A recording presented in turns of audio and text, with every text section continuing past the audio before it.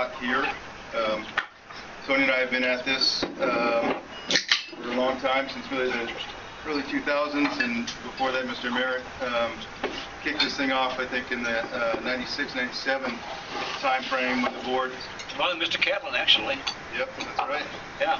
So we have a lot of history and a lot of involvement. Sonia's not wearing her tiara today, but she has earned the title of Selenium Queen since that time. And thanks, Mark. and so we're going to tag team this. I'm going to go through sort of some background information, some history. I'm going to focus on the salinity side, and Sonia will talk not only about selenium, but also the Lower Gunnison Project, which combines a lot of the efforts that involve both salt, selenium, and water efficiency, water use efficiency. So I'm going to run through some stuff that's going to be pretty obvious, but without water, not going to be able to sell that piece of land. But with water, all of a sudden, price per acre goes up, and the value of that land and what you can do with that land is astounding. This is the Uncompahgre Valley looking north, Grand Mesa in the background there. So it's a dramatic change, and but with water comes challenges. And again, if you've been anywhere in the West Slope, even in the Utah, well, throughout Colorado, you've seen salt at the surface, and a lot of this is due to land use practices and water use practices. And the main culprit is, I say Mancos Shale here, but it's really any Cretaceous marine shale. What that means is ancient materials derived from a sea.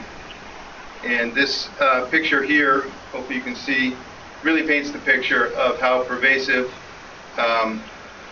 the impact is of some of the inland sea that transgressed and regressed a whole bunch of times over Colorado and throughout the West, depositing these marine shales. And these marine shales across the region are very rich in salt and in selenium.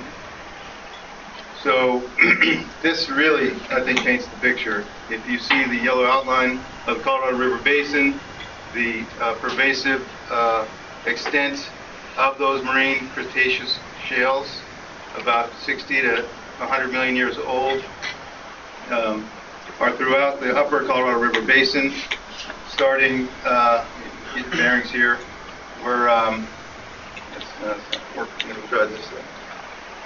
we are here, just upstream of this, the Hogback. This is the Hogback here, but you can see the Yampa is affected. This is the Grand Valley, Uncompahgre Valley, and the Book Cliffs are here. As if you drive I-70, you can see the Mancos Shale all the way to Price, Utah, and beyond. And of course, it's all the way through the south in the southwest districts. And not only that, the South Platte and the Arkansas are heavily affected. That's the Pierre Shale.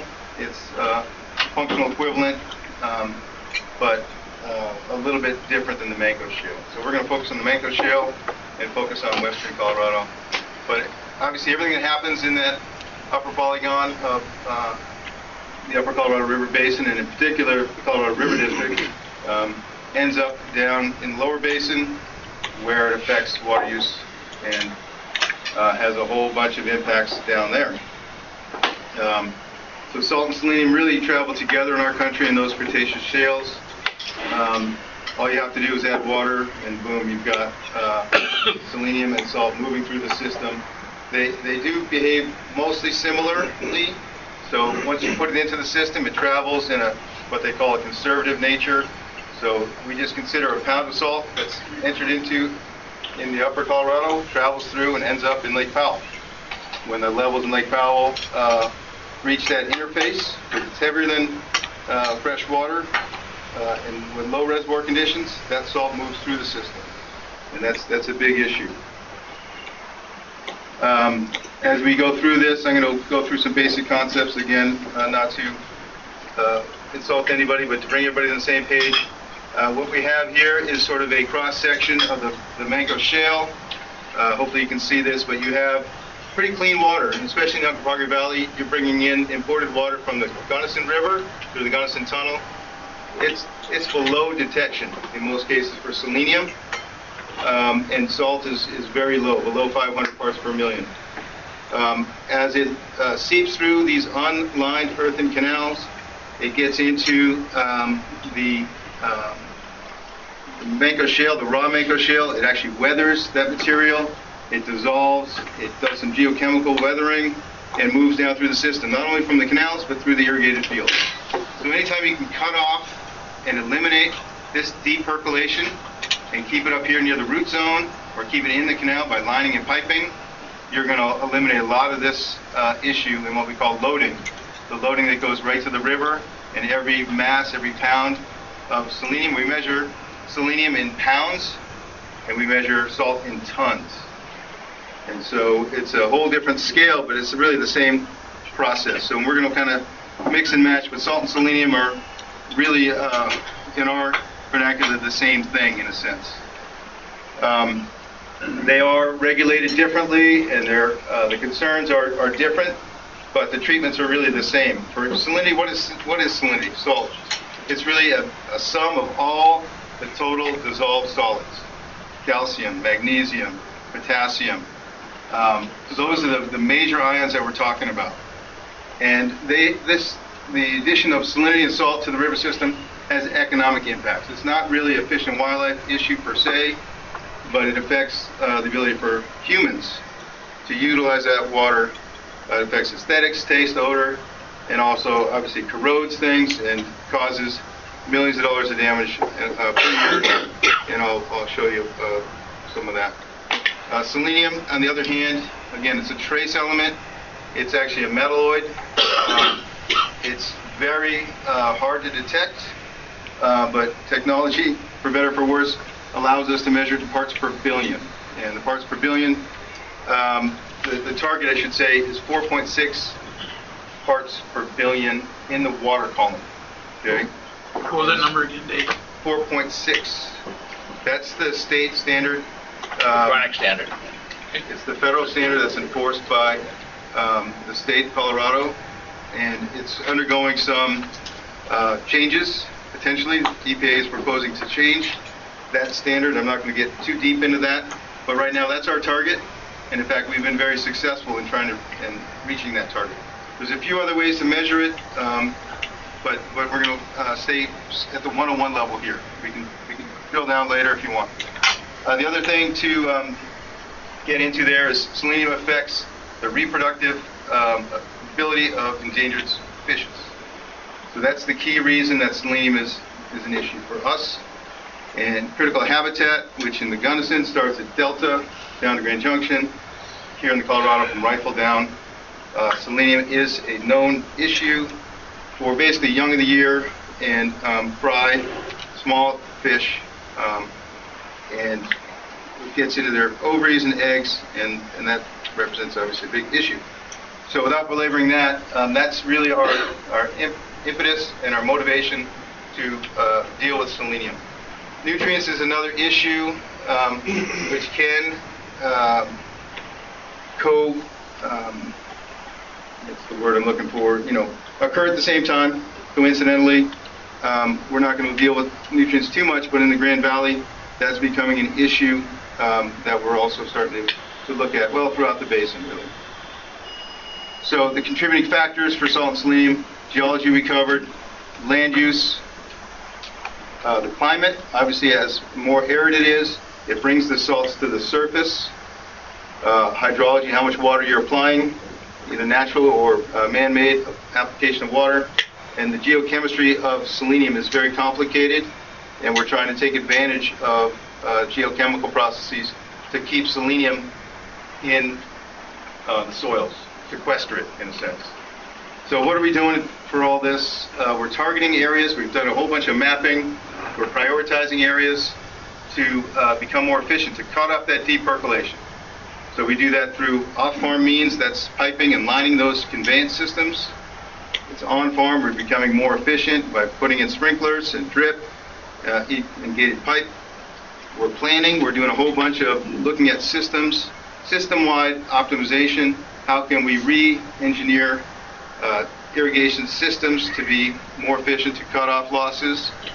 We're going to manage existing supplies through new technology called SCADA, which measures and controls, and Sony's going to talk about this, and then re-regulating water within these long canals, putting in inline storage that allows you to capture and retime and save water that otherwise could spill out of the system. We have a whole bunch of overlapping funding processes. The big ones for us, really, the biggest of all, the granddaddy, is the Colorado River Basin Salinity Control Program. It came out of the Clean Water Act in 1974 to meet standards. The Salinity Control Act was put together as sort of a compromise to avoid state line standards. There are no state line standards for salt. It's a cooperative program under the Salinity Control Act that allows 3 compliance points in the lower basin. If we meet those, everybody can continue to live in peace and harmony, and those are basically Hoover, Parker, and Imperial. I'm not going to get too deep in that, but just keep that in mind. What we're doing up here affects those 3 points down there, and it brings the whole basin together. It brings the feds together with the states, and we all 7 basin states work together. That's separate and distinct from the Selenium Management Program, which is mandated, if you will, under only in the Gunnison River. It's complicated, but the EIS for Aspinall operations came up with a conservation measure, said you shall put together a Selenium Management Program to deal with this. It's a conservation measure. However, there's no funding. You have to do what you can do. They didn't say how to do it or to what level and extent you would do it, but basically they said you have 15 years to come into compliance. We are probably about, that was signed in 2012, so by 2027, we need to be in compliance. It has 2 goals. One is Clean Water Act compliance, which is at 4.6, and the other is meeting the recovery goals on the Endangered Species Act. So that's facilitated by Reclamation. It's a cooperative program. And then the Lower Gunnison project tries to leverage, put those all together, along with some power revenues, to do all these good things to meet the salt and selenium goals. And Sonia will get into that. I covered some of this, but I want to mention not only all that important stuff at the top there, but it's a competitive grant program for salinity. They have about $10 million a year to give away. They do it in batches, so every 2 or 3 years they have a funding announcement. Last year, Western Colorado was the most successful in the history of the program. $26 million of that $30 million came to Western Colorado. 7 projects, mostly in Delta County, was brought to bear for piping and lining ditches. One of the great things that we did is work with the Delta Conservation District and the Colorado Water Conservation Board to bring in funding to help some of these companies do pre-project engineering and get their applications together. And we've done that now with CWCB for 3 or 4 years, and I think that's really helping to push that program in the Gunnison Basin. Yeah, that's a great point. And unfortunately, our DK or Sonia, the coordinator that we have out there. Just going to say. Yeah. Unfortunately, we just lost her. Oh no. To private practice. She's a very talented young woman who did a lot of that coordination. We're hoping that, and this came out of a study that Mr. Merritt was involved in when it was still URS. They did a study. How can we, sort of optimize the salinity control program? This is one of the key recommendations. We did one for Colorado, Western Colorado, and one for Utah, and that's what we just talked about. The 26 million really was evidence of that success. That we're trying through the work group and the forum, those are the managing entities for this program, to rehire and continue that relationship. The monies flow from the reclamation, very convoluted, to Colorado State Conservation Board, which is Department of Ag, and then that goes to the conservation districts.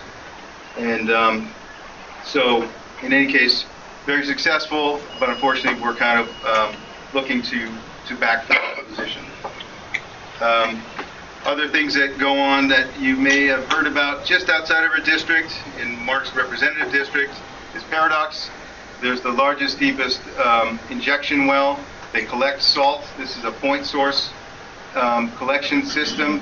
They take that water, salty water, about 8-10 times more salty than seawater, inject it about 4 miles into the ground.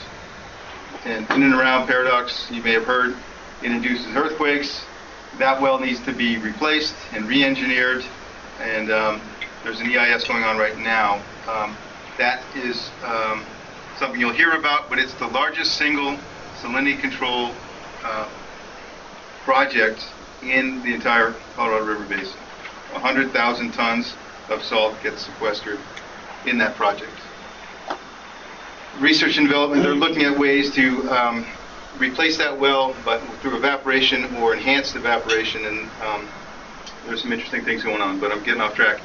The key reason that the salinity program exists, not only for the Clean Water Act, is because of this lot. It affects water use in the lower basin. These are old numbers. This is about $400 million per year now of real quantified damages for water use, and you can see agriculture is the main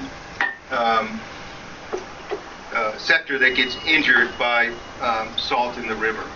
But of course, household appliances and everything else that lines up into this.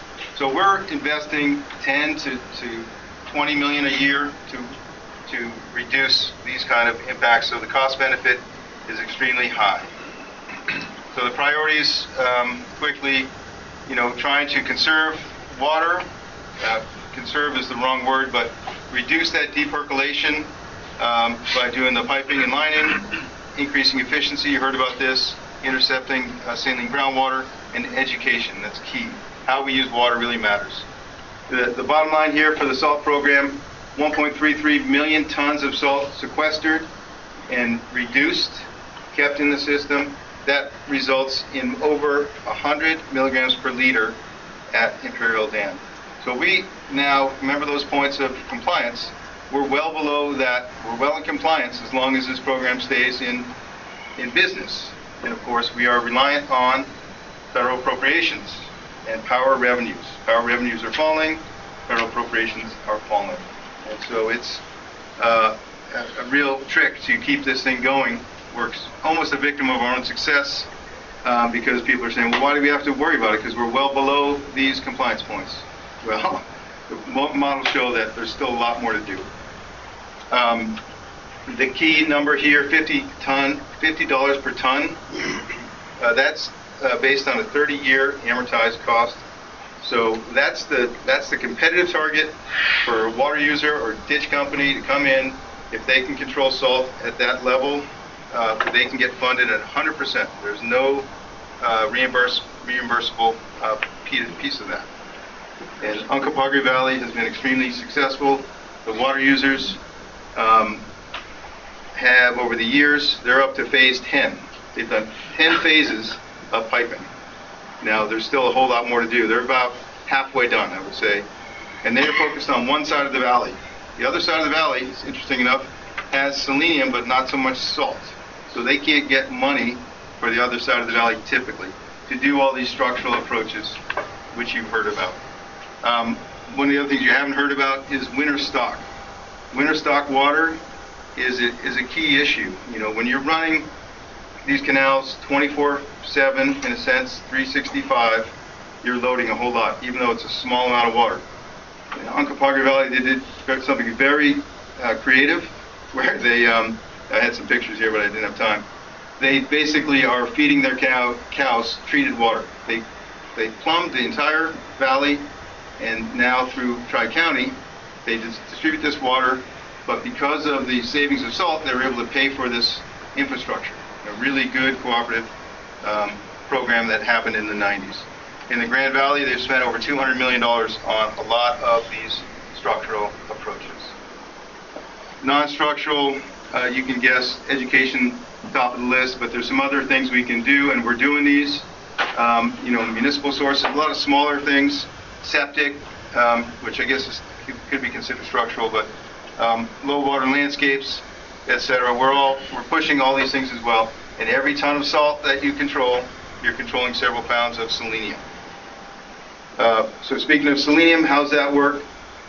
Right now, it's been working very well. A lot of successes to talk about, but we are scrimping and saving for every dollar we can get.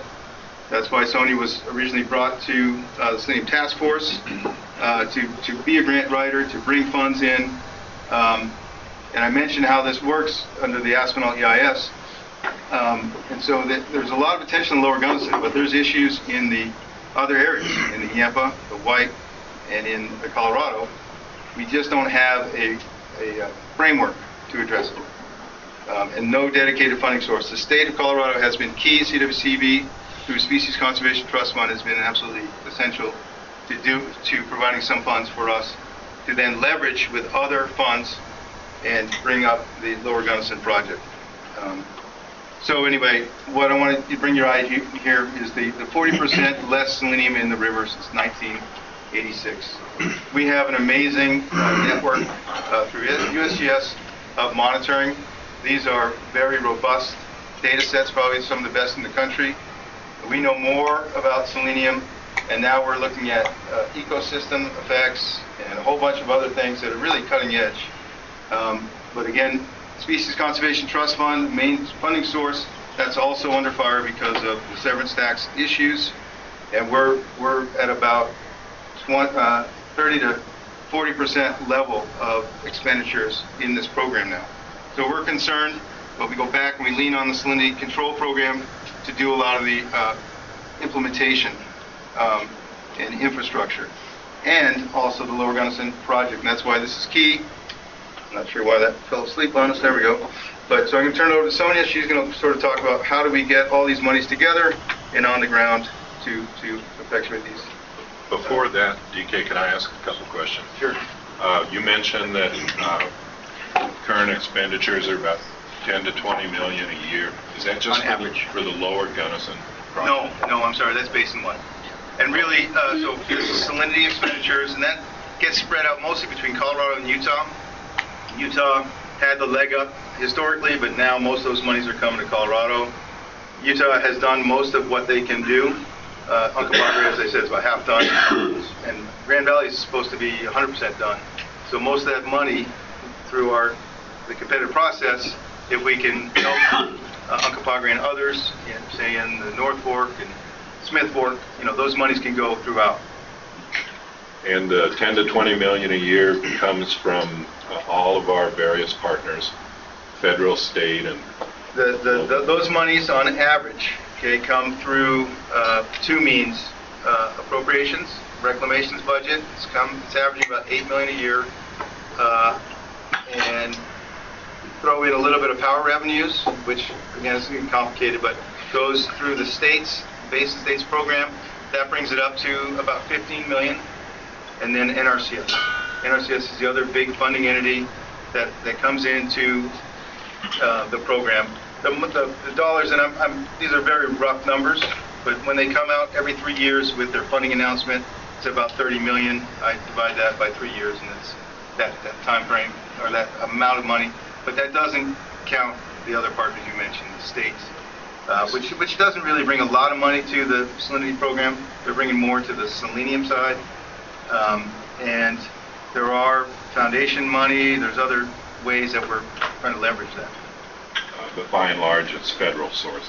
Yes, reclamation is the main curator of those funds. And then I had one technical question. I've heard concern expressed where sprinklers are used in high pH soils that it tends to, people claim it tends to concentrate salts in the root zone of the plant, because that's the area that you're saturating, just the root zone. You're not subsurface irrigating. Is that a risk?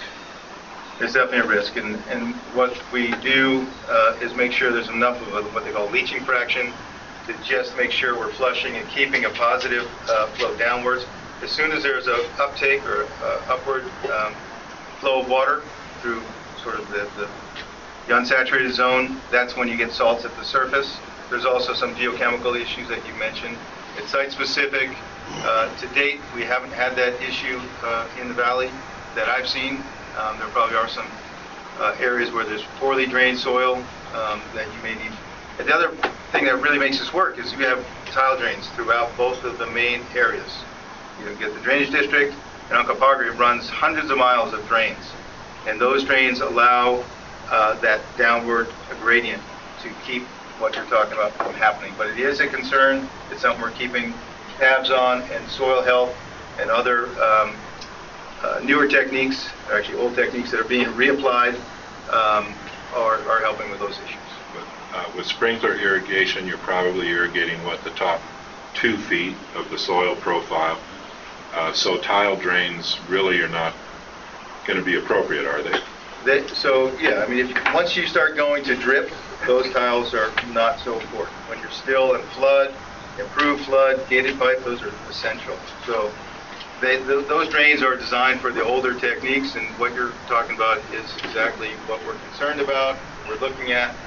Right now, the adoption rate is very low, of sprinklers, 10%, 20%. But where we do have the adoption of those techniques, high productivity and very little problem. Now, when we go to a higher adoption rate, we're not sure. And people, NRCS, CSU, they're all looking at stuff like that. But for producers that are using sprinklers, would incorporation of organic matter Yes, reduce the problem? definitely. And that's what I was talking about, the soil health techniques. Okay, thank you. Sure. And I think, right, you can't forget that with these systems, it does take active management, and a great person to meet is Randy Meeker in the Uncompahgre project, and we've done some irrigation demonstration projects with him. He'll talk about how you have to push that salt down below the root zone, and you have to keep it there. You have to actively manage your field and how you apply that water. And it's not that it can't be done, but it takes some education, and so we're hoping to bring people like Randy in to talk to some of our other RCPP project proponents to help educate them and get them up to speed. So Delta County has had, I think, probably the most aggressive soil health program of any county, I think, west of Colorado. they do. And there's So- also a funding issue with that, but anyway. Oh. Moving on here,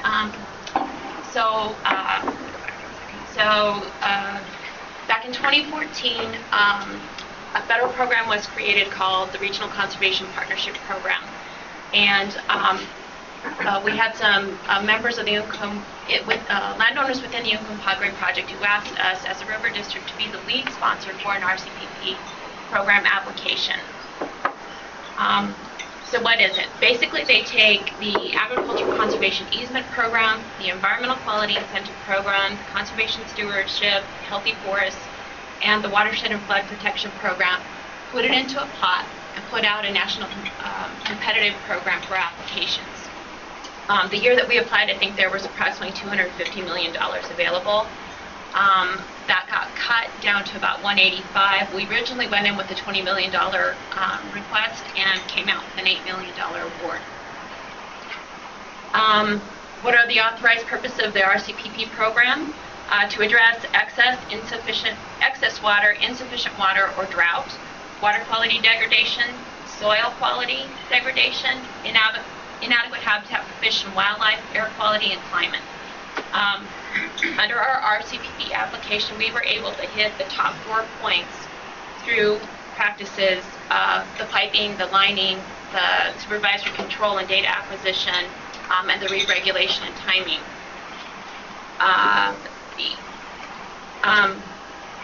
One of the funding sources in there that I identified was the Watershed Authority funds, or it's under Public Law 83/566. In order to use those funds, you had to be in a critical conservation area. Senator Bennett was strategic in helping us get the Colorado River Basin identified as a CCA, or a critical conservation area, opening up those funds for our access. In the Gunnison Basin, as they talked about, we have salt and selenium issues associated with our geology, natural sources. We have endangered fish species in the Gunnison River just below Delta and critical habitat. There are different areas of the basin where we have insufficient water supplies, like the North Fork. We're dealing with some long-term drought that we've been experiencing, and a lot of our irrigation systems are antiquated. They're open, they're earthen, they're inefficient. We lose a lot of water out of them. And in areas like the Uncompahgre, where the soils have been irrigated over 100 years, we're having degraded soil quality. Oh, yep. Lower Gunnison project objectives are to improve. Just to let you know, we pushed the auditor off by 15 minutes. So you don't have to. Slow down. I know. Right. Okay.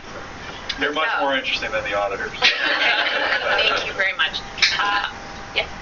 You said after 100 years or whatever of irrigation, you state that again. What did you have to do? You had to reassess the. Yeah, so after 100 years of flood irrigating those fields in the Uncompahgre project, which is the primary way that we're irrigating, you're depleting all of the nutrients and destroying your soil structure by applying fertilizers and things like that, right? Tillage practices. The tillage is really the issue of the soil structure and the erosion. The flood irrigation erodes the topsoil, and so what Director Fresco was bringing up, the soil health practices can be brought in to not only rehabilitate the soils, but to do a lot of the good things about sequestering the contaminants. One good thing is 100 years of irrigation have leached the selenium out of the top 10. I'm sorry, no, it's true. It's true. It's true. It's true. Yep. Another goal or objective is to retime those irrigation deliveries by putting in re-regulating reservoirs. We have plans for that both on the Uncompahgre project and the Fire Mountain Canal system. When we pipe a lot of these laterals, we're not losing some of that water to deep percolation and seepage. Therefore, you're making additional supply available for your water users by putting your canal systems in enclosed pipe. We're better managing our existing supplies by installing supervisory control and data acquisition.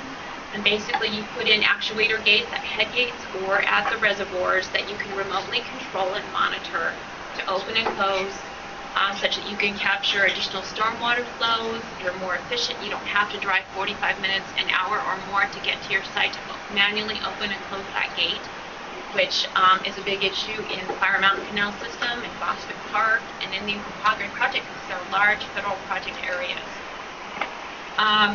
One of our other objectives is to increase irrigation application efficiency on farm using the Environmental Quality Incentive Program, and we want to support ag viability and sustainability and increase our landowner resiliency to drought. So if you look at all of these objectives, they fit very well with the River District Strategic Initiative, right? Efficiency, drought resiliency, ag viability, additional supply.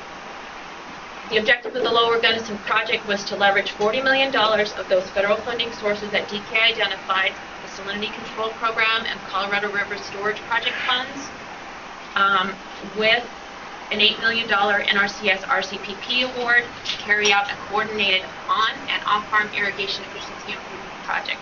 What we were seeing in the Lower Gunnison Basin and other places is that reclamation was going on with the off-farm projects. NRCS was going ahead with the on-farm, but there was no talking between the two agencies or entities to get these things done in a coordinated fashion. That was our goal.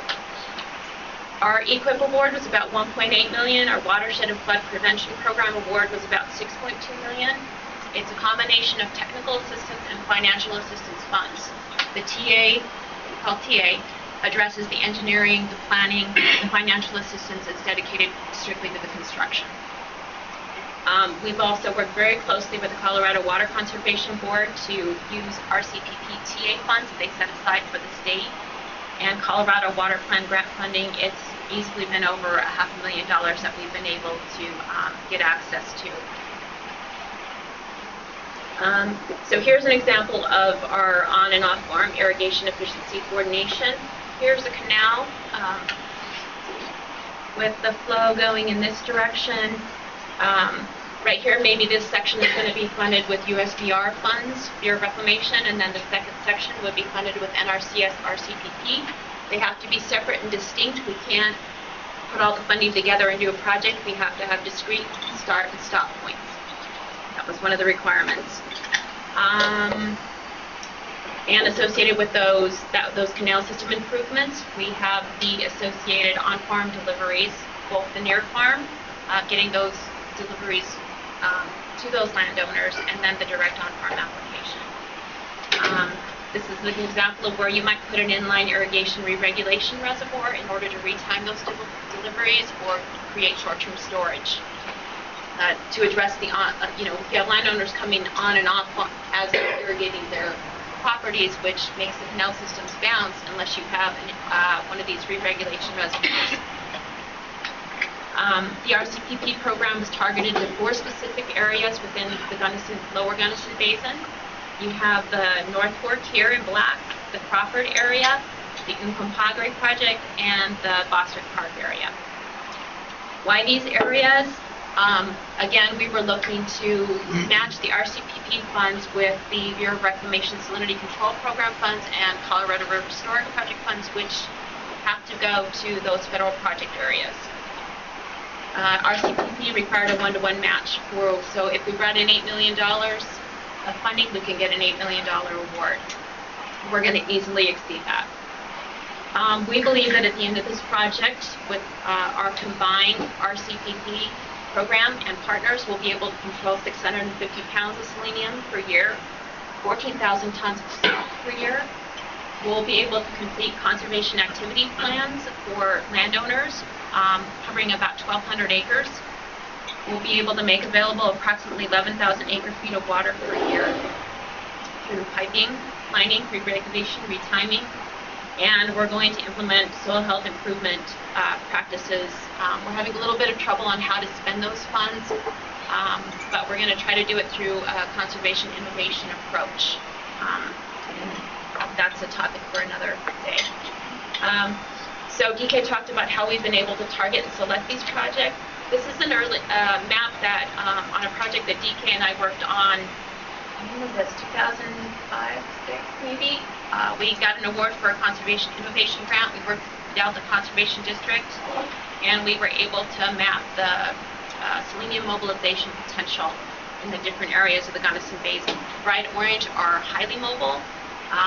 The lighter orange are less mobile. Show where we're at. So this is the Uncompahgre Valley, where the arrow is trying to get to. And the east side of the river, you can see, is dramatically different than the west side of the river. I mentioned that a little bit, yeah, thank you. Here's the west. And then as you go north delta, highly seleniferous. And as you go up, you can see some areas in the North Fork. And so you can see why we targeted those areas. In the Uncompahgre project, we've done, we had previously completed an east side system optimization study and plan. We've now gone to the west side. That's been complete. There's a lot of work to be done on that site, but some real challenges in terms of how to get some funding, given that they don't have the salt on that side, on the west side. We're going to be doing, the RCPP funding was able to buy down their Phase 9 salinity control program application, such that they're going to pipe over 20,000 feet of lateral. We're also going to implement 3 supervisory control and data acquisition at 3 key head gates. Again, there's a picture of piping, open ditch into enclosed pipe. The SCADA system really is basically just an a remotely controlled gate with a motor and operator, remote sensors, and you have to have these SCADA towers so that you can transmit that data between your headquarters office or between your ditch rider's cell phone. There's different ways to access that information. In the Fire Mountain Canal system, again, we have a segment of that system which we're going to put into enclosed pipe. Again, we were able to buy down the cost of that grant program, salinity control program application using RCPP funds. Extend the project. Remember that $50 a ton target. Yeah. We were able, with these dollars, bring it down to that and do more in your. And again, for the Fire Mountain Canal system, we completed a system optimization and modernization plan for them as well. The Needle Rock Ditch Company up in Crawford, we're going to do a headgate replacement project. Fish passage, 1,000 feet of pipe, SCADA, and we're going to complete a Needle Rock, Lone Rock master plan where they can potentially combine their irrigation deliveries, and we can best eliminate or do away with some of the open lateral. In the Crawford area, we're going to implement the Center Clipper re-regulating reservoir. The benefits of that project are going to be short-term capture and retiming of those deliveries and releases. This is just off of the Center Clipper ditch. This is a picture of our least or less efficient irrigation practice, which is flood. You can see that there is tailwater coming off of that land. The most efficient is drip irrigation. It eliminates up to 100% of that induced deep percolation and reduces selenium and salt loading. More efficient are the sprinkler systems at 85%. This is a picture of the Randy Meeker irrigation demonstration done. That's actually still boot over the tire in order to prevent the displacement of those soils due to the weight of the sprinkler system. Back in the early 2000s or early 80s, I guess, a lot of sprinkler systems were put in and failed because of the adobe soils and high clay content. This boot solved the issue of those center clips getting stuck. This is also on the Meeker farm. This is a solid set big gun system. Randy is using this for some of his oddly shaped fields where you could not incorporate a center clip. These big guns can eliminate up to 70% of induced deep percolation. I actually think that figure is low because our soil moisture sensors at the Meeker farm showed that there was actually zero deep percolation after the implementation of this project. Meeker farm, you mean the Flag Creek up by Meeker? Or No, this is Randy Meeker. Randy Sorry, Meeker. Randy Because I know we Meeker. did some, they had a salinity issue up on the Flag Creek as well, that they did something similar to Big Guns, so. Okay. Okay. This is That's a Randy Meeker. coincidence. Sorry. Yeah. Thank you. Is this example of irrigation one of those instances that dissolves and concentrates the salts in the root zone of the plants? Randy is a very good farmer and he knows how to manage the system very well. He just pushes that salt down to a point and keeps it down and manages his water effectively such that he doesn't have it coming back up to the surface. Is that Yeah, and he's also using minimum till true? soil health practices. They told him this could never work in Upper Parker Valley, and And it was NRCS who told me it wouldn't work. So far, everything I've seen is based upon pretty much row crop and There's tillable big soils. guns. You said minimum tillage, so there is some tillage there that's applied, if I understand it. He lightly discs his field, but he's gotten rid of his. I guess I'm looking this is for forage crop. comparative. This is all This is forage forage crop. right here. Okay. This Is there- big gun system is forage, yeah. That'll work. Grass hay. Okay. That's where I was getting at, something like that would work in our zone. Thank you. Sorry, thank you for that out. This is prior to that big gun system project. He was utilizing gated pipe on this field. You can see the wetted area, the darker brown, and the differences just in his soils within this field and how he was, the inefficiency, how he was trying to get that field wet enough to get that seed to germinate. But, right, he's running water completely at the top, nothing's soaking in the middle it is, and down below it's not. It's just really, the soil variability can really complicate that. Mr. Munger, you had asked about the economic benefits and why we're involved in this and trying to do all this. This is a table from the environmental assessment done for the Lower Gunnison RCPP project. You can see that within the different sub-watersheds, we have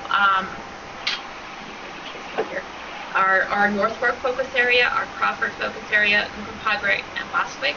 Here's the different practices that they did the economic analysis on. You can see here that by implementing the RCPP program, we are going to reduce about $1.3 million annually in damages. The total The bottom line is the cost-benefit ratio is well above, in most cases, 2. So it's key and shows that the investment's paying off. Currently, our team is Jason, Alicia, Laura, Denise, Ian, DK, and myself. We've implemented multiple contracts, both for planning, engineering, construction, technical service providers. We have developed accounting and tracking procedures, and we're working on document management. On farm, we had 30 requests for planning support. We completed 22 plans. 19 of those landowners have submitted their projects for construction evaluation for construction award. We're implementing soil health and IWM. Which stands for Irrigation Water Management. Off-firm, we completed our NEPA process. We developed contracting templates. We've implemented system optimization modernization plans, and we're in the process of completing final engineering with our partners. Okay. Thank you. And if the board has additional questions, perhaps we can do that after the audit. Thank you. Just before Let me we mention dial one in. thing. This would not have happened at all without River District support. Exactly what I was. The water users in the Uncompahgre Valley and, all of the Uncompahgre approached the River District needing the help. This board agreed to do that. And for that, I think the Uncompahgre Valley water users will probably be in business a lot longer because they don't have as much pressure from the federales in regards to salt, selenium, and all the other problems. So without the River District, this would not have been possible at all. So that area owes you guys big things. I'd just add to that Sonia and DK have made this sound like it was pretty simple. Not the case. It takes a lot of work to make things look easy. That's very true. And the amount of work they had to do to get these funds to work together is off the charts. I have a lot of questions for later. We can. And we'll get to that. Yep, definitely. Thanks. Thank you. Son, could you email me that presentation? Thank you. Just mail it to all of us, yeah. And we'll put it on the website. Both websites.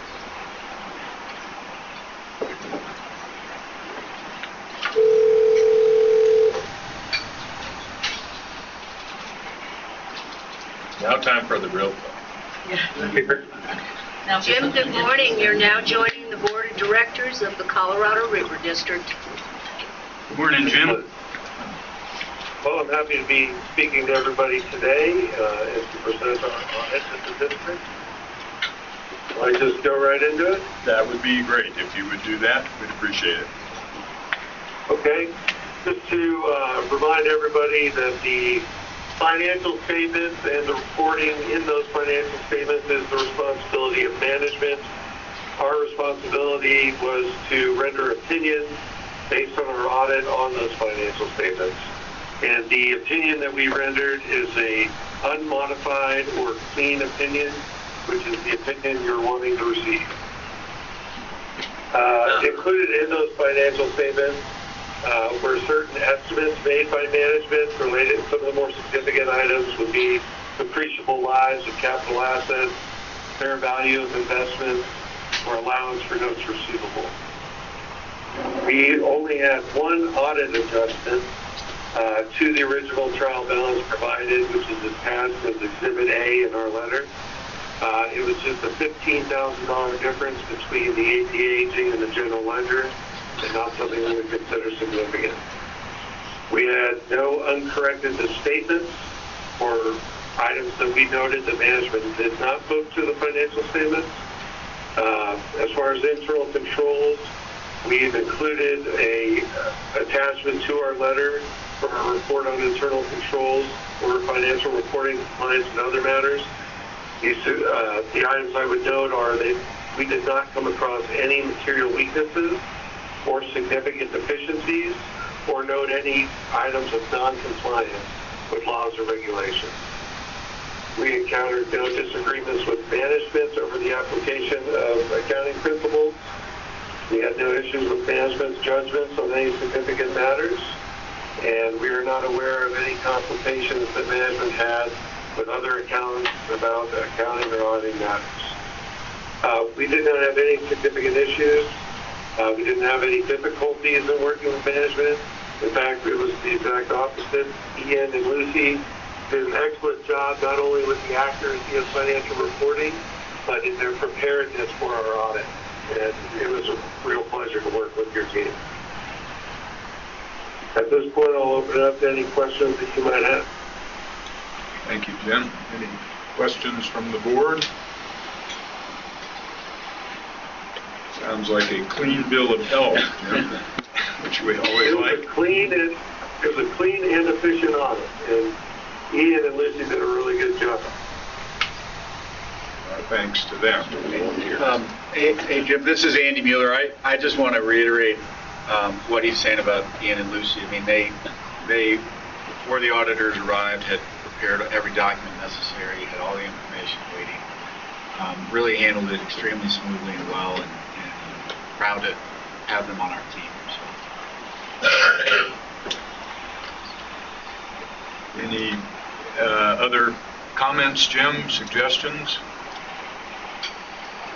No, sir. I think that you guys, I mean, I understand you have a small accounting department, and that is good to know for your organization, but they seem to cover everything that needs to be covered. So we don't see any issue with segregation of duties despite the small size. And they seem to be, like I said, doing a great job. So we have no issues. I'll be happy to answer any questions you might have, though. Actually, Ian's kind of tall. He's not small. True. Director Monger has a question. So did the audit include a single audit, federal single audit as well, or are we not required to do that? No, because you did not have you have not spent federal monies in excess of the threshold to trigger a single audit. Okay, that's comfortable. Yeah. Not yet. Not yet. Okay. Will we this year? Yes. I do not know. Hopefully we will. Hopefully, If the feds actually give us money to spend, yes. And if that's the case, we'll have no problem, doing the single audit along with the audit of the financial statement. Director Aquatrosca, you have a question? Yeah, I'm assuming that the Kobe Water Authority has a separate audit and was not included in this process, correct? Yep, that's separate. Any other questions? Auditor? If not, then, Jim, I guess that completes our call. All right, great. Well, you guys have a great day. So do we need a Thank motion? I you mean, for the audit. sometimes have a motion to We should have a accept the motion. audit. Yeah, But we don't need Jim on. Yeah. So I would move. Okay, well, thanks, everyone. thank you. Thank you. I would move that we accept the audit. Second. Director Monger moved. Was that Chandler Henry? Second? Any discussion? Yeah, good job to the staff. Absolutely. Thank you. That one audit adjustment of $15,000 was a historical issue that they had passed on in prior years. And, they always have to find something. So they made us fix it this year versus passing on it. So that's what that's about. All in favor of the motion, say aye. Aye. Opposed, same. Thank you. Thank you. Audit accepted. Great, we appreciate that. I think in your packet, there's a memo from Ian discussing the potential change of auditors, and I think Ian's memo is pretty thorough. Hopefully you've read it and seen it. For those of you who could find it on your iPads. So the issue is not that the firm that has been doing the audit is a problem. Jim Burke and RSM are great. It's just a matter of getting too comfortable with staff. You've heard how much they like Ian and Lucy. Yes. The judgment must be off. Clearly something's right. But we want to continue to make sure we provide objective, that you have as the board, objective audits that are not too cozy. And so there's a recommendation in there that Ian's done some work in terms of, you got one bid. We'd be happy to go out and get others if you need to. This isn't a time-sensitive issue, but we wanted to get this in front of you that we'd recommend that you change auditor firms. It happens that the bid that Ian was able to get is significantly less from a very high qualified firm. So it's not a bad option, but I would defer to you. It's your audit and your process. Any comments on that? seems wise to me. I think 10 years Yeah. is a good long time. Even though they rotated the auditors themselves through this process, because they were large enough to do that, it is a good idea to move out. Where is this firm located? I think they're based in Denver. They have offices in Utah, I know, and I think possibly Wyoming as well. Sounds good to me. Yeah, I think it's Any other comments? I think it makes Do we need a sense. motion at this point, or just? If it's the pleasure of the board to direct staff to retain E&E Company for the 2018 audit, we would appreciate that. I have one question. Have we spoken to Southwest Water Conservation District in the city of Grand Junction in regards to their satisfaction? No. Maybe we could do that before we switch. Yeah. Director Martin? And then I'll bring up the single audit again, too. Are they able to do that? Mm-hmm. Is that included in the bargain sale price? You know, I did mention to them that that was definitely a possibility, but I will confirm that number isn't. Because we're finding that there's a whole ton of auditors are bowing out of this stuff. They have to be leaving single audits right now. A lot of the entities I serve on. That would be good to know, and I think Director Catlin's remark of checking with Southwestern and City of Grand Junction, and then we can reconsider this at the October meeting. Yeah. Official. That's fine. So there's certainly no time sensitive. Yeah. Now, although this is a rather small budget item, the stewardship of public funds is extremely important, and good to know that it's being done in such a good fashion. I agree. Any other comments? I would just concur with Mark that we need to make sure that this is a company that has worked well, because I understand they're too cozy, but I've seen a lot of audits start and stop and go wrong while changing, and so just making sure we're not diving into a problem with the change, I think is really important. Fair enough. Great direction. All right. So is that within the manager's discretion to contract that? It is, however, because it's an audit that you for the board, I would It's nice to have a much motion. prefer the board to hire the auditor through your motion, not At a later meeting? at a later meeting, and we can do that at a later meeting. Great, thank you. Very good. Thank you, Ian. Thank you. Thank you. So, I guess DK and Sonia, if you're willing to resume the hot seats, I think some of the board had some questions.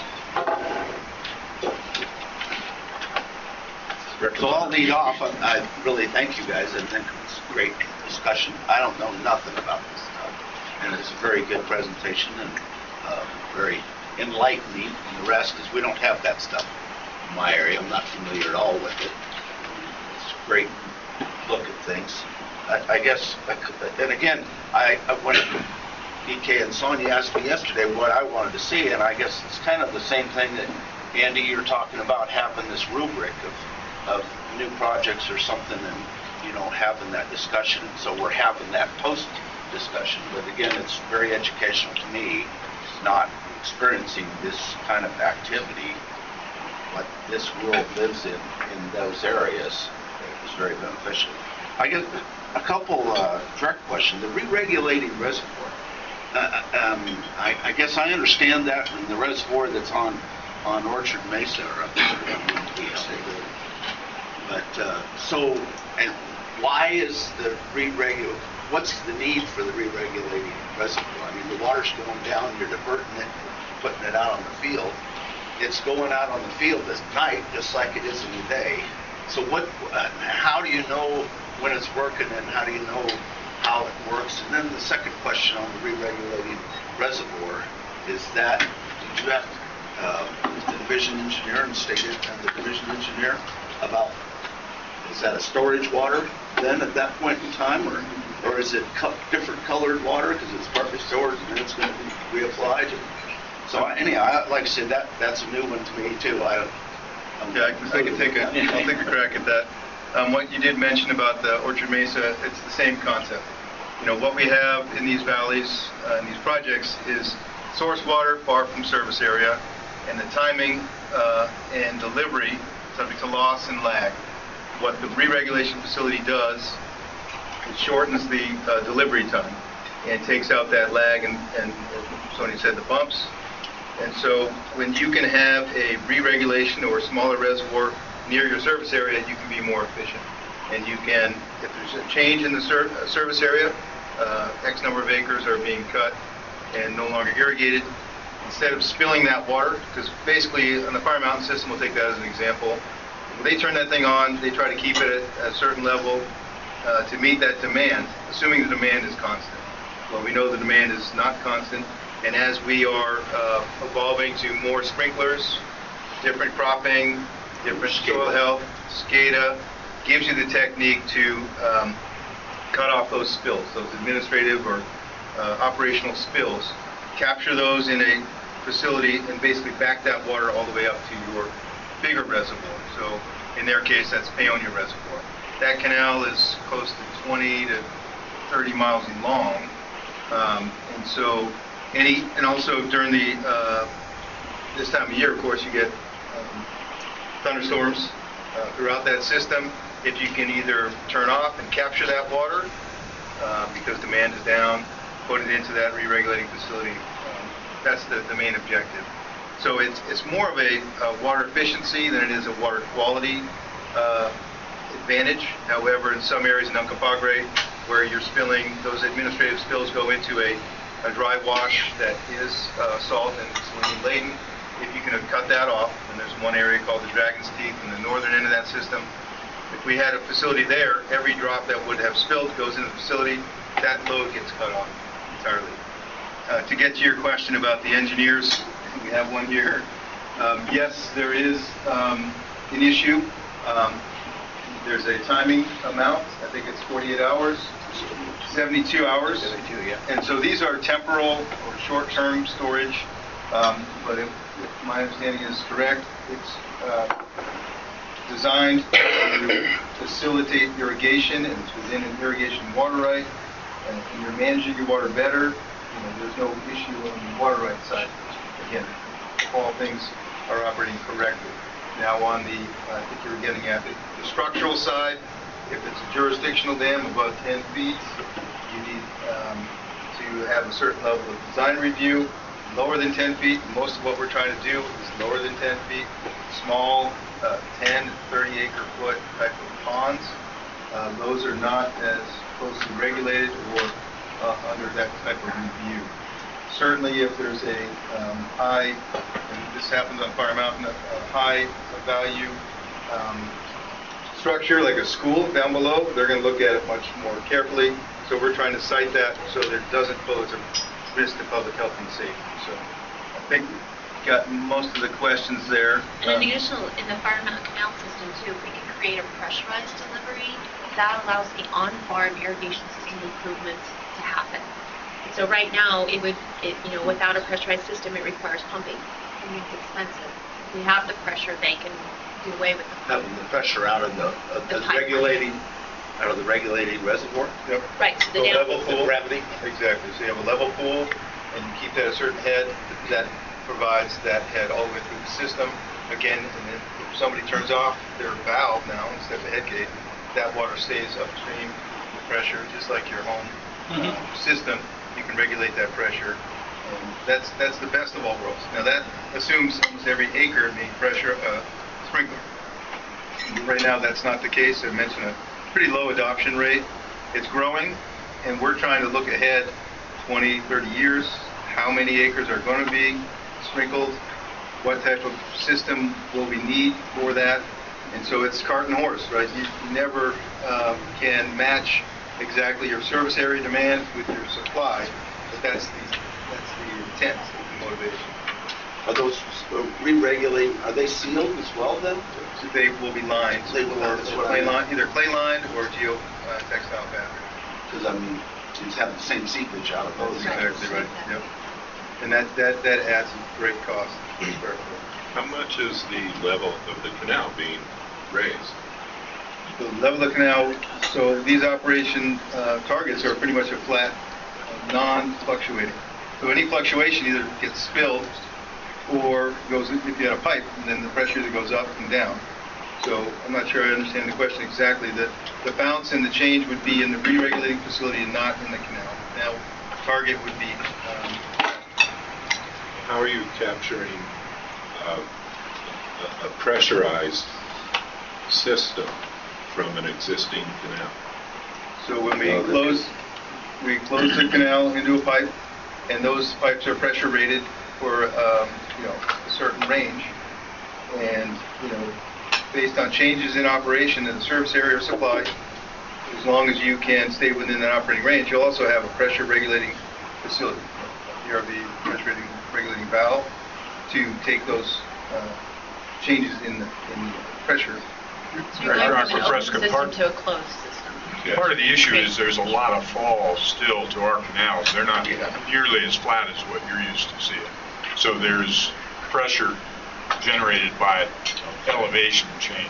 Like the re-regulating system that Grand Valley water users put in, I don't think they put any of it in a closed system, did they? No. Orchard Mesa? Grand Valley water users. Grand Valley water users, you're talking about, yes, check structures. Those check stations, yeah. And then they have the pump back from Highland. So the check structures actually act as temporary storage as you're re-regulating the facility. You check the water back and keep those levels. And that does not offer an opportunity for a pressurized delivery, does it? Except in the laterals. So the laterals that come off of your main canal, you're talking about that main canal, that does operate, as Sonia just said, as a re-regulation facility, provides a constant head, and then you can pressurize the laterals. And in your system down there, those laterals are incorporated. You have private companies that run those. Now in Parker Valley, they run those all themselves. And so it's a different system, sort of socially and legally. Financially. But so some of those folks that you probably are familiar with can come in for those laterals as a separate project. And they can get funding and do the lateral, and they can pressurize that, provided all the neighbors get along and they say, yes, I want pressurized delivery. If they don't, then you need to have a structure that will allow you to break it to atmosphere. And so you lose pressure, you lose efficiency, and Mark was the manager when a lot of this was going on, still going on, and you can probably talk about some of the social issues, neighbor versus neighbor, and so it's very challenging. So what I think for a lot of the ditch companies and associations, they say, here's the head gate, you guys decide what to do, we're just going to provide the number of shares at that head gate, and then what we have to do is be the social engineers downstream and say, hey, you guys should get along, you're going to get this much more productivity, you're going to save this much salt, this much selenium, yeah, and you're going to be best friends. And under the RCPP On-Farm program, we do have 2 applications in for group projects, so we hope to really highlight those, talk about the challenges, the pros and the cons, and really try to educate our water users. It's a good way to go. They can get along. It's a challenging way. Yeah. One thing I do want to respond to is, as I showed that map, if you look at the EPA, it has a whole lot of salt. And the salinity control program has not identified that as a project area. They have to do planning studies in NEPA to bring them in. However, there are EQIP dollars and other funds that can bring in these technologies to reduce salt loading, and that is an interest to the salinity control folks, the lower basin in particular, and they're saying, excuse me, what other areas can we go to? And the White and the Yemp are in the conversation. The issue is we anticipate a pretty low adoption rate based on some of the issues that you have brought up over the years, and if there are folks like Forrest Nelson, we know that, sorry to bring up the name specifically, but that was a proposal that we looked at. He could go for additional funds to do these things. We can monitor, we can help, we can assess, and we can reduce the salt and help, measure in conjunction with CSU and others, what's the change in productivity level. I'm not going to speak, I can't speak for everyone on the White River, but, with the White River Storage Project moving along, that increases the potential to have efficiency projects imposed upon the White River. Because right now, of course, we rely upon flood irrigation to sustain us throughout the year. We don't have that flexibility and that additional tool, which is a bucket, to kind of move us around and do some work up there. But with the storage project on the White River, I could easily see something like this starting to incorporate.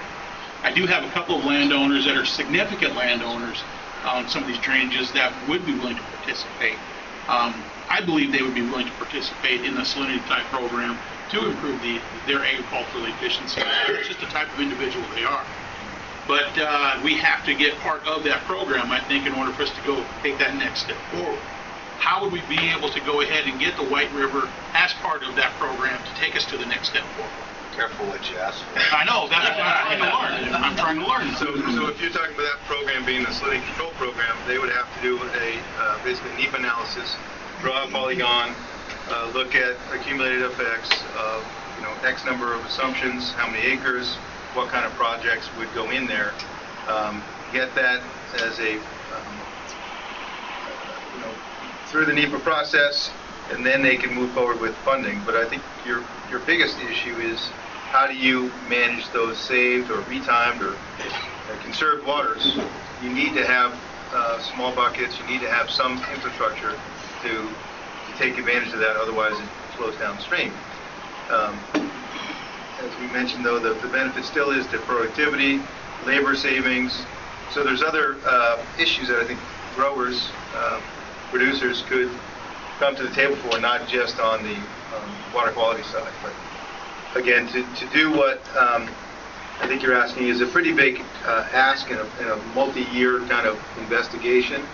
But the White, as I said, and the YENPA could be those areas if we as a district and me as a work group member for the Salinity Control Forum, push that issue. But what we've heard so far is we're not quite ready for that. So, and I guess the other question, so that's not relevant for all of the YENPA or all of the White as well.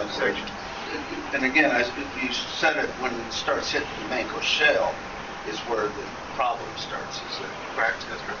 Yeah. And so we do have the mapping, and we could, again, draw the polygons or draw a boundary, do an investigation, get some monitoring. We already have water quality monitoring in certain areas. And we've worked together for years on what water quality constituents should we be measuring, what's the long-term trends, what are some of the cause and effect, and so the USGS data would be that foundational data to do some of that analysis. And then the Rupp County's been participating. We have like 5 stations that we're helping monitoring. Yep. And then all the way down. Got to have a scientist to read them, but yeah, but really the issues are in the lower valley. It would be Moffett County, probably less so than Routt, and obviously Rangeley, part of Rio Blanco County. Those are the areas that we know. Just thinking Water Creek, Alum Creek, Salt Creek. There's Yellow Creek. Yeah, those are the names of these drainages, and we know that's because of the geology, and those are the areas that could, benefit from some of these efficiency projects. But those are the specific areas, landowners that I know would have some interest because they've already kind of talked about things like that. And I think, Andy, we've had discussions about us taking what we learned from our CPP and turning that into a step-by-step sort of guidance document or map in terms of if in your area you have things that you wish to be done or specific natural resource issues, what are the steps you need to get to the point where you can bring in some of these targeted funds to help address your issue. And so we've talked about some of the planning and strategic planning that we might be able to help with. I would like someday to share the Selenium Management Program reports to Fish and Wildlife Service with the board. In there's a very detailed action plan on what we've accomplished since the Winter Water Program, I guess, the early 90s when some of this stuff started. It's pretty detailed from every planning project that happened to every off-farm salinity control project to every, what has NRCS done with EQIP. And I mean, it's been a lot of work, a lot of monitoring, a lot of research, a lot of study, but we're kind of at the point now where, because we have this information and we have these plans, we have these documents, we're getting to the point where we can make construction ready or shovel projects and go after some of these targeted dollars. And that's the kind of upcoming that it takes. So you're developing a protocol, so to speak. That's been the discussion with Andy, is really just to develop a protocol. You know, what have we done? What have we learned? What are the steps? And we would need, as a river district, I think, and staff to understand, you know, how do we prioritize these different areas? You know, who's ready? What's our highest priority? How does staff commit its time? And where's the local support? I mean, as is traditional with the river district, we want to help. We don't want to tell people what to do. And so, if there is local interest, we will find a way to help. We want to put this together in a systematic way. I mean, there are sources of funds, as you all are aware, DK alluded to, that the MOA funds that come from the power revenues are available to participate projects, federally designed projects. They're not as prevalent in the white. Don't exist. Yeah. That was a euphemism. You apparently Wayne Aspinall did not come from the MOA. So the question is, you know, those matching funds, that leverage is there. Are there, you know, what does that process look like in other places? And I you know, we've had a lot of discussions with DK and Sonia about this. And if the board is interested, we will put together kind of an outline, if you will, a protocol, if you will, to figure out how to apply it in other places. It's really interesting because this is, and I think the point DK just made is that this is in the lower parts of the basin where the Mancos Shale is prevalent. And I think everybody at the table understands it, but just to be clear, we have these concerns upriver about return flows and continuing to feed the downstream water, both the stream health and the water users. Down lower, we run into water quality problems in these designated areas, and those, I mean, if you really looked at the map that DK had up there, those are, if you zero in on the basins, those are those areas that are lower, where those return flows may not be as impactful on additional water users, and certainly are currently negatively impacting the stream health and water quality. So it's actually a pretty good fit in terms of how that works. That makes sense. Director Merrick? Yeah, well, we kind of got dragged into this slowly over 2 decades, really. And it was, a lot of it, frankly, was because of Director Catlin and Jim Hockett got us into this back in the 90s with the change in the selenium standard. The selenium standard, when we started this process, was 20 parts per billion and 135. It got changed down to 4.6 and 18.4. But we have had, you know, with respect to Andy's rubric, we have had, you know, significant discussions and checkpoints along the way, and even the process of applying for the RCCP was a major board discussion, and we, you know, took essentially a positive action, saying yes, we're going to support that and support the staffing for that. So it hasn't been just DK kind of wandering around in the wilderness and saying, I want to work out. No, I know it feels that way. I'm not suggesting that, but I will say that we've learned a lot from the RCPC, and we've learned a lot of the representations made by the federal government. Oddly enough, we're not true with respect to the funding that the district is able to acquire. So where we thought we would have significant cost recoveries in our participation in the program, they haven't been there in the level that was anticipated. In fact, we are still awaiting payment, the first payment from the large payment to really get this thing moving. So I'm just saying that's again, from my perspective as your fiscal agent, I'm concerned to make sure that we are actually operating in a way that is responsible with the district.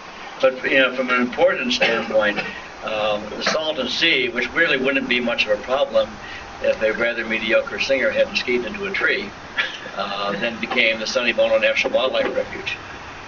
So it is,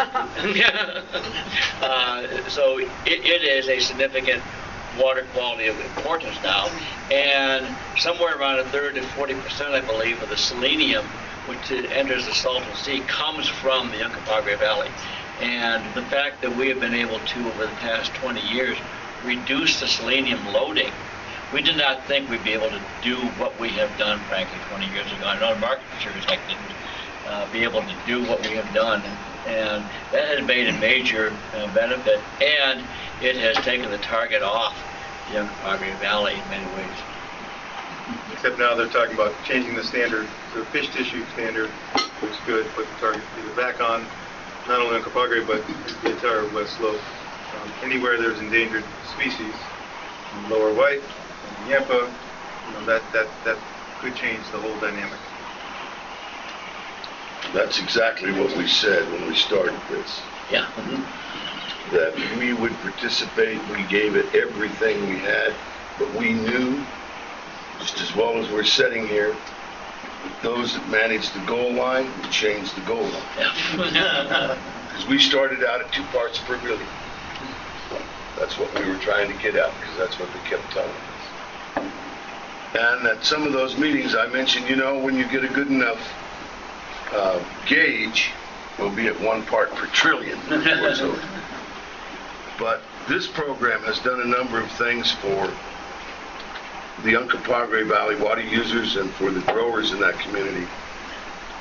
Because we started out doing this so that we could step up in front of a judge someday and say, we didn't study it. We attempted to fix it. So that nobody could come to us like they did in Idaho and those places and de-water the Uncompahgre Valley. Because the first thing that was said by the Bureau of Reclamation that night was that our first option is to de-water and retire the east side of the Uncompahgre Valley. No questions asked. That's just how we're going to do it. And a couple of days later, we started the Selenium Task Force. And we had some knockdown, drag-out battles with people that really thought that was a good idea. So this RCPP has grown out of all of those kind of actions. And that was when the River District was at those meetings with us, talking to us about what might we be able to do. We would not be in the piping business if it weren't for the River District. A guy named Chris Trees was in D.C. one day, called me and said, "Do you want to make an application for piping?" Yeah, I guess so. Ben Nighthorse Campbell told him, and he was talking to Chris, maybe the water users ought to get in on something like that. We made an application within about 10 days and got the water users written into the budget of the United States government, back when you could do that. And we got a $750,000 grant that we just held. The next year, McKinsey put us in again. We had 1.5 million acres, $1.5 million. We went to Salt Lake City and bought down the first year. And we shocked the state of Utah to the point they thought we were cheating. Because they've removed more salt than they said they had under this program. Because it's an economic development tool for the state of Utah. And, we've been successful. We've been successful because people like Chris Trees and the people sitting around this desk knew that this was an important issue. Because the Uncompahgre Valley Water Users is the largest irrigation district on the western slope. Oldest, biggest water right on the Gunnison River. If you don't think we have a target on us, come by and see us. Because they really don't think we should even be in agriculture. And we probably wouldn't have been if we didn't bug Teddy Roosevelt to the point that he finally just said, "Get the hell out of here. Give him some money." Because that's how we got the tunnel. So, it's been a long, arduous road, but DK and the River District has been with us all the way through it. And there have been a lot of roadblocks, and believe me, there's some guys down there that would like to get paid too. They've stood around waiting for years. They're finally just don't even talk to me about it anymore. But it has been a success because of the number of people that are involved. And people that won't ever talk to you about their involvement. People that have a sprinkler system on their place or that have got a pipe lateral in front of them to where when we put those in, we put them in a concrete box to dissipate that pressure. But 10, 15 years from the time we put in that pipe, if you want to hook a sprinkler to it, all you got to do is take that head gate out, put in a meter, and you can pick up that pressure. So there's a lot of engineering been put into that county down there, and to the Mount Rosendale Board, that would not have been possible without a good staff at the Bureau of Reclamation and a good staff here. And it's been a great cooperative effort. It's been a good partnership. And, I think DK probably ought to rent an apartment. Maybe that'll lower some of your expenses. But anyway, that's all I've got. Well, and you actually developed your own construction arm. Yeah. Of the association, too. Yeah, we took our equipment, and what happened was with the grant money, we were able to pay the staff of the Uncompahgre Valley water users through the winter off of this construction projects, and rapidly balance the budget for the Uncompahgre Valley water users. And, I think they're still doing that. And I would have put those guys up against anybody about laying pipe. We bid, on those bids, we bid 600 feet a day and got it down to around $43 a ton or something. But the crew that I had at that time averaged 1,000 feet. And we split the crew and put 2 crews together, and they bet cases of beer with the most pipe in. And, we've accomplished as much as 10 to 12 miles a year. So, they've done a great job there at the water users, and after I left, they kept it right on. And there's a lot of good thinkers down there, and a lot of hard workers. But this could not have happened without the River District, and without that guidance, and without that leadership. And it came from the staff, but it was supported by the board. And, I really want you to know that it's a tremendous success. We'd like to have you come down there and we'll show you some of that success, what we do. Yeah, we should think about a field trip one of these days. We'll take you on one you won't see much, because it's just background now. Well, maybe this fall, as soon as the RCP program starts, we get this piping going on and some construction. Yeah, that'd be cool. Yeah, the biggest one would be in the North Fork this fall. There will be a smaller one in Uncompahgre, but the North Fork is going to be almost a $4 million piping project, and a lot of engineering and a lot of dirt being moved. So that should start October 15th, November 1st. Fingers crossed. And a lot of people working on that. So and that's the Fire Mountain. That's the Fire Mountain Canal crossing the Route 8. Well, I've been impressed in listening to this morning's presentation that our technical staff has also had to exercise a certain amount of social science. Oh, yeah. Evidently, you've done some successful. I wanted to ask, is there as much benefit of salt reduction and selenium reduction, piping, agricultural tailwater drains as it is to pipe agricultural delivery systems? Yeah, no, it doesn't. What we're trying to do is eliminate the tailwater so that those drains go dry. To pipe them would be a little bit counterproductive, if I understand what you're saying, too. Because what you want is for the groundwater to flow in. If you pipe it, you can't get the water in. There are parts where you could convey that water. There's areas in Uncompahgre Valley, Lautzenheiser, Royal could use some help through some engineering. I'm not sure it would be piping, but it could be reshaping and erosion control and that sort of stuff. Because some of those drains flow in there, and then you get a whole down cutting issue. But so it's a little bit more complicated, I think. An open earth drain is taking that water and carrying salts and selenium back to the river underground. Yes, and so that is a problem. What we could do if we have the technology, and we're actually studying this, is you either put in a passive barrier where that water flows through a material that would then sequester the contaminants in place, so the drains would flow through, or you capture that water and treat it, which is very expensive. So the passive treatment, and this is happening in Rifle, We did some studies in the Grand Valley, in fact, showed that that's very cost effective at a small scale. The problem is ramping it up to, some of these drains can run 15, 20 CFS. To treat that volume of water is very difficult. But it is something we're looking at, and we're trying to look at techniques and technology to help with You know, one of the things I wanted to mention about that is that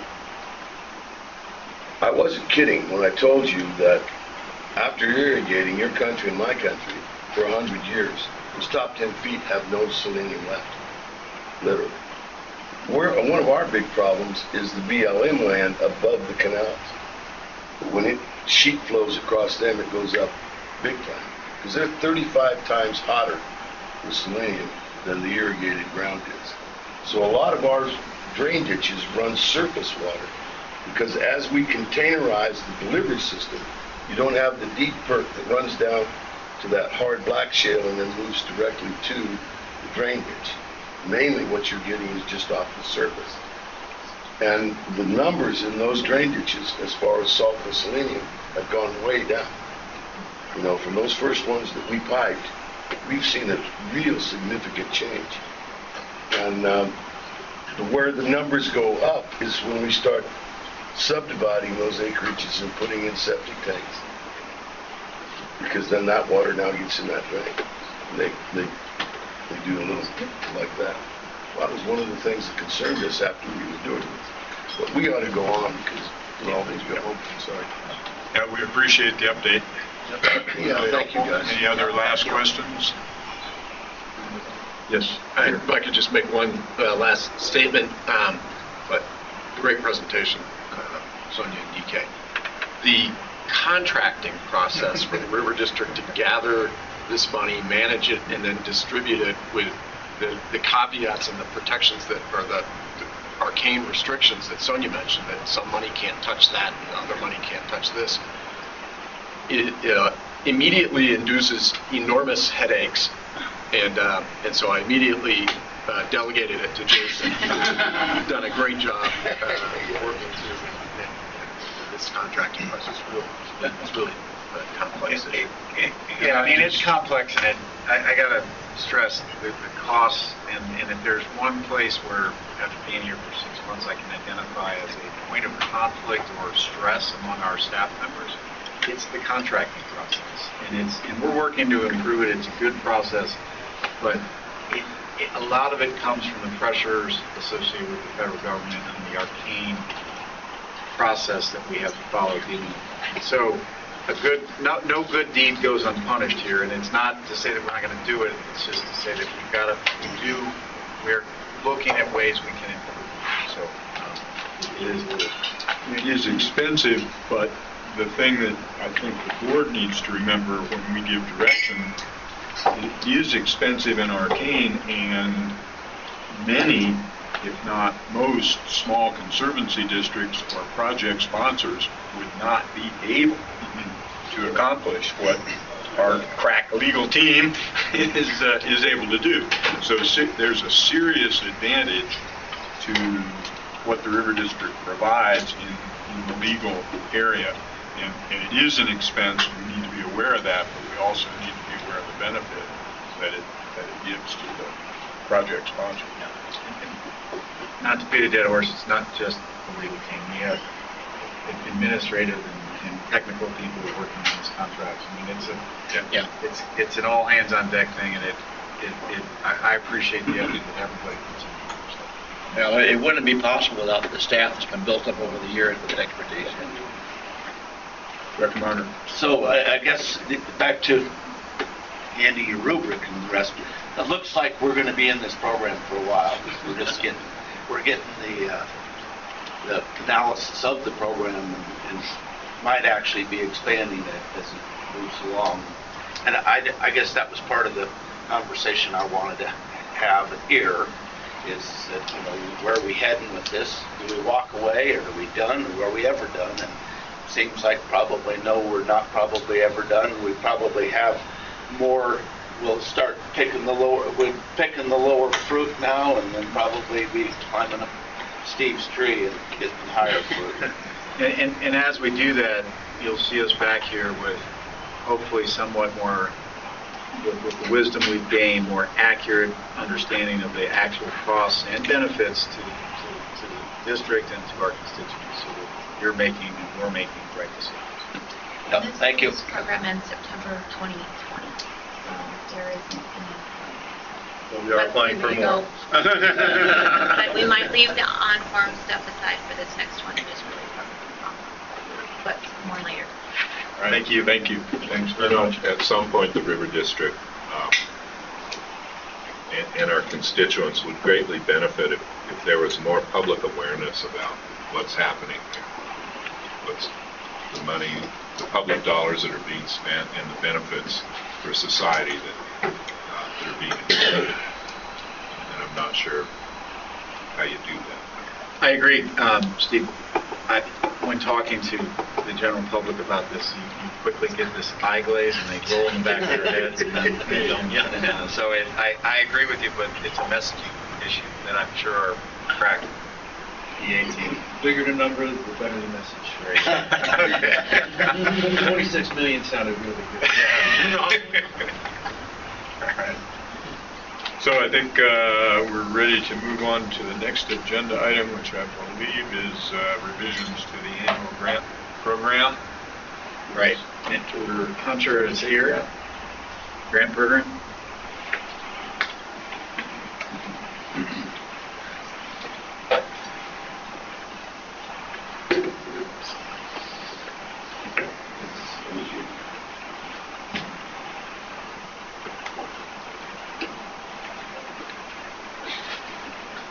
Sorry for the wait.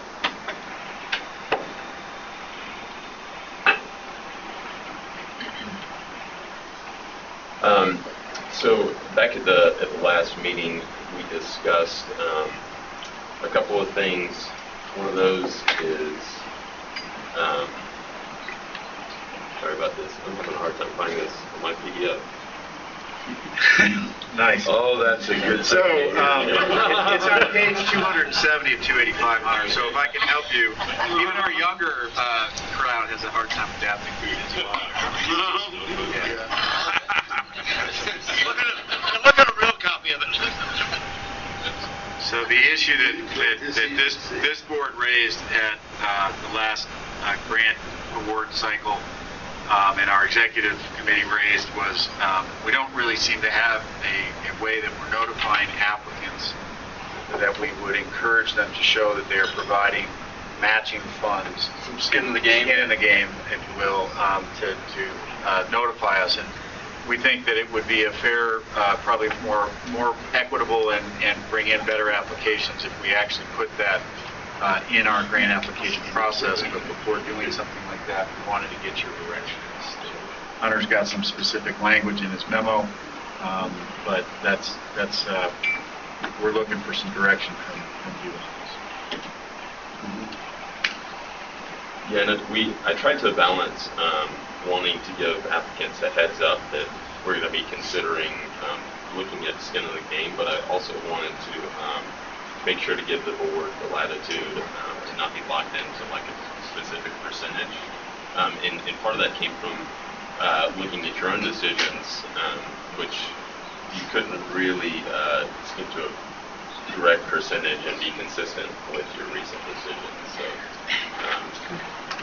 my thought here is that this basically just gives applicants a heads up that we're going to be considering this, but it also gives us the latitude to look at these things on a case-by-case basis. And I like the language you propose. Is the applicant invested in the project through in-kind or financial contributions? Okay. I think that's good, yeah. It's just, I think, tell them what you got, yeah. So if that's, I wouldn't mind a motion to approve the change in language. And there was an additional part to the recommendation on concerning measurement of flows that might include the whole ball wax, if we agree. Yes. I would move staff's recommendation to revise the funding portion of the criteria as proposed and to add space for an inquiry about water fluoridation. Second. Any discussion, motion? All in favor, signify by saying aye. Aye. Opposed, same. Carried. Thank you, Hunter. I think Mr. Causey was implying by this that the format and review that I came up with 20 years ago wasn't perfect. Apparently, it's a bit of a learning by doing process. It's only, if I recall my time on the board, I think it's only been amended every single year. Yes.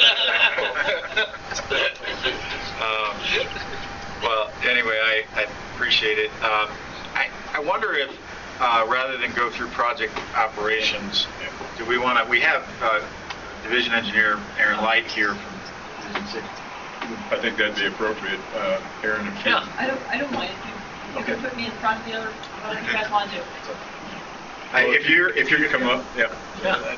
Take a seat. And, sure. So, board, this is Aaron Light. Many of you know Aaron. She's our Division 6 engineer. I have asked Aaron to kick off what I'd like to become much more regular with our board, something we used to do, which is updates from our division engineers within the district. Aaron was kind enough to agree to come up and present. I asked her to come with things that she wanted to raise and talk about, and I suspect there may be some questions from our board about what's going on in some of the policies of Division 6 and maybe even drought response questions and things like that. But we wanted to just increase the dialogue between our board and the division engineer. So thank you, Aaron, for being here. Thank you, Andy. And really, I am very supportive of this as well, just because I'm interested in becoming more involved with the district as well as more involved in some of my areas.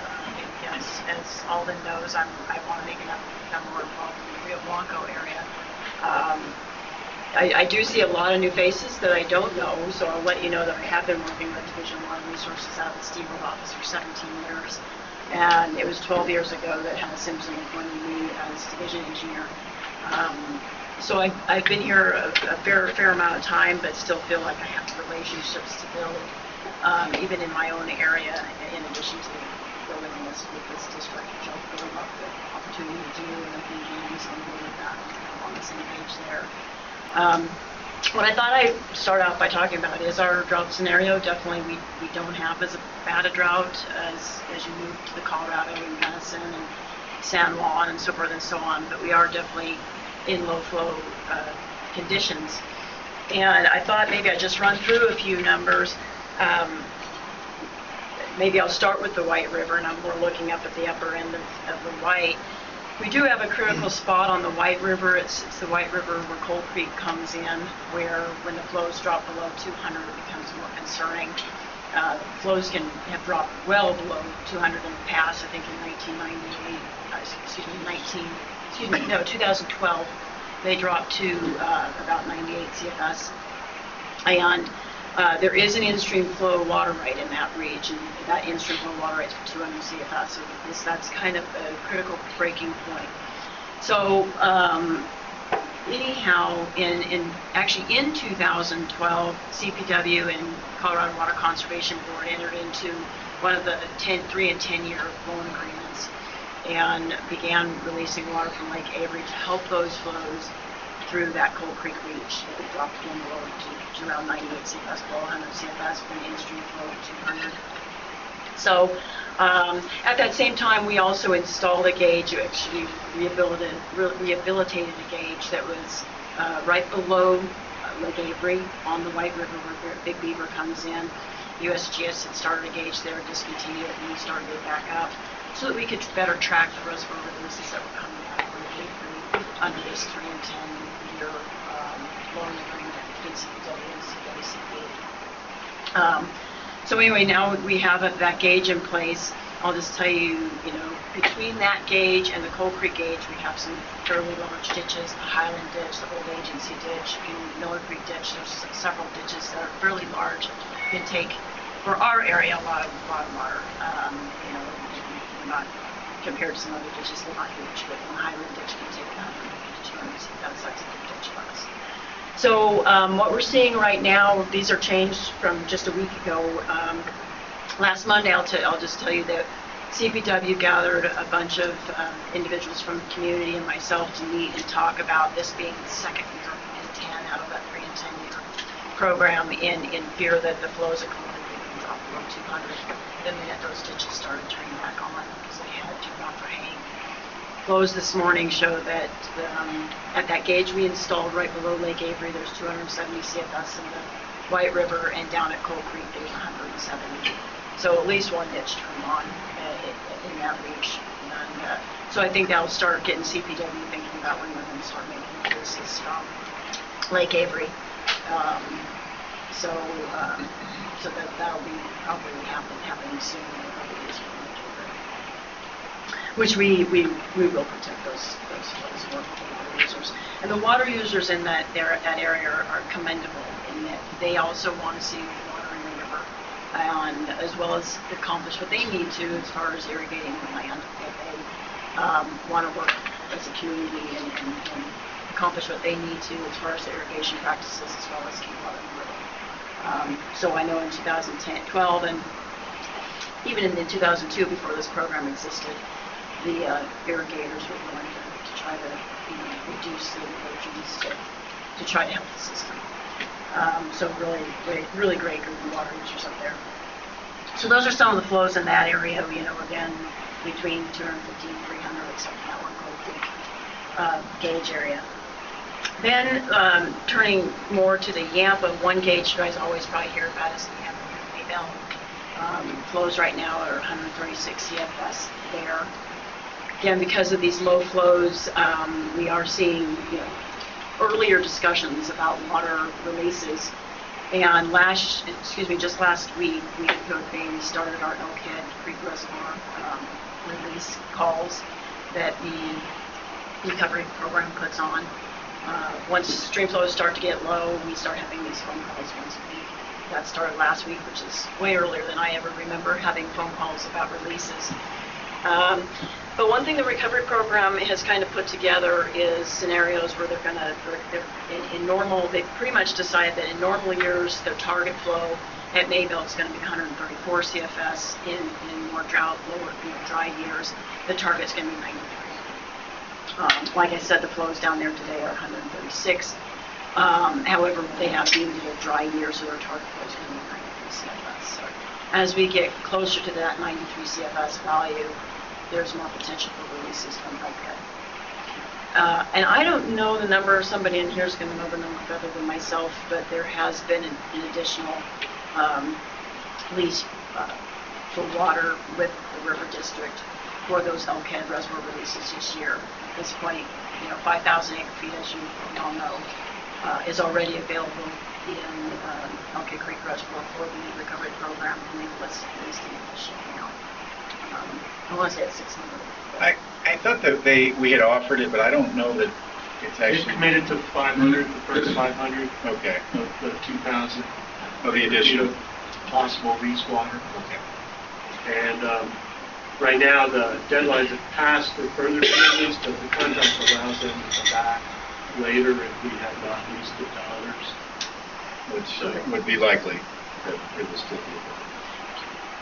That's true. We'll just have to see what their needs are.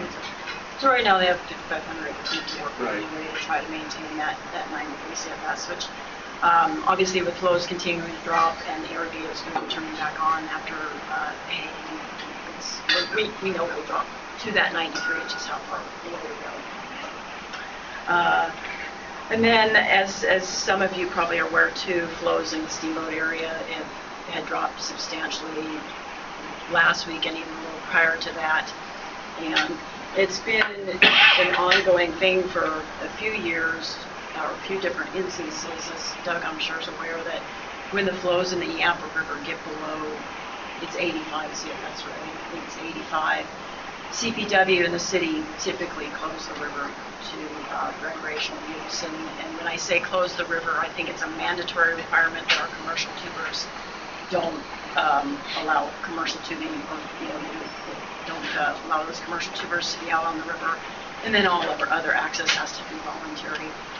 So fishing and just private tubing is a voluntary effort to keep the river healthy and keep that excess use on the river out of it, if you will. So it was either last Monday or Tuesday the river was closed, not just because of low flows, but high temperatures. At one point, I know last week the temperatures there in town had gotten 70 degrees, which is obviously very stressful on the fish habitat there. So then, so we had that situation on the Yampa River there through Steamboat, with flows getting low and temperatures getting high. But also last week, Colorado Water Trust was able to complete their agreement or contract agreement with Upper Yampa Water Conservancy District for some water out of Stagecoach Reservoir. I think it's 600 acre feet that they contracted for, with a sublease to the city of Steamboat Springs, so they could bring that water through the city and have it protected by our office. So Saturday morning, a release began of an amount of 15 CFS from Stagecoach Reservoir to help increase the flows, not just through the in-stream flow reach, which is right below Stagecoach, but also allowing us to protect that water down to the city of Steamboat Springs Reservoir treatment plants. That's where we protect it. So, and we consider that a municipal use. The city has difficulties maintaining some of their requirements, their discharge point on the Yampa River as far as temperatures. So for that reason, we do protect the water down to that point, and we consider it a municipal use of water. So that happened Saturday, those releases. So that's kind of what's going on there. Again, most of you probably know the Elk River goes on call frequently. That's an in-stream flow water right call that's placed. Their water right, the CWCD in-stream flow water right, is 65 CFS on the Elk River.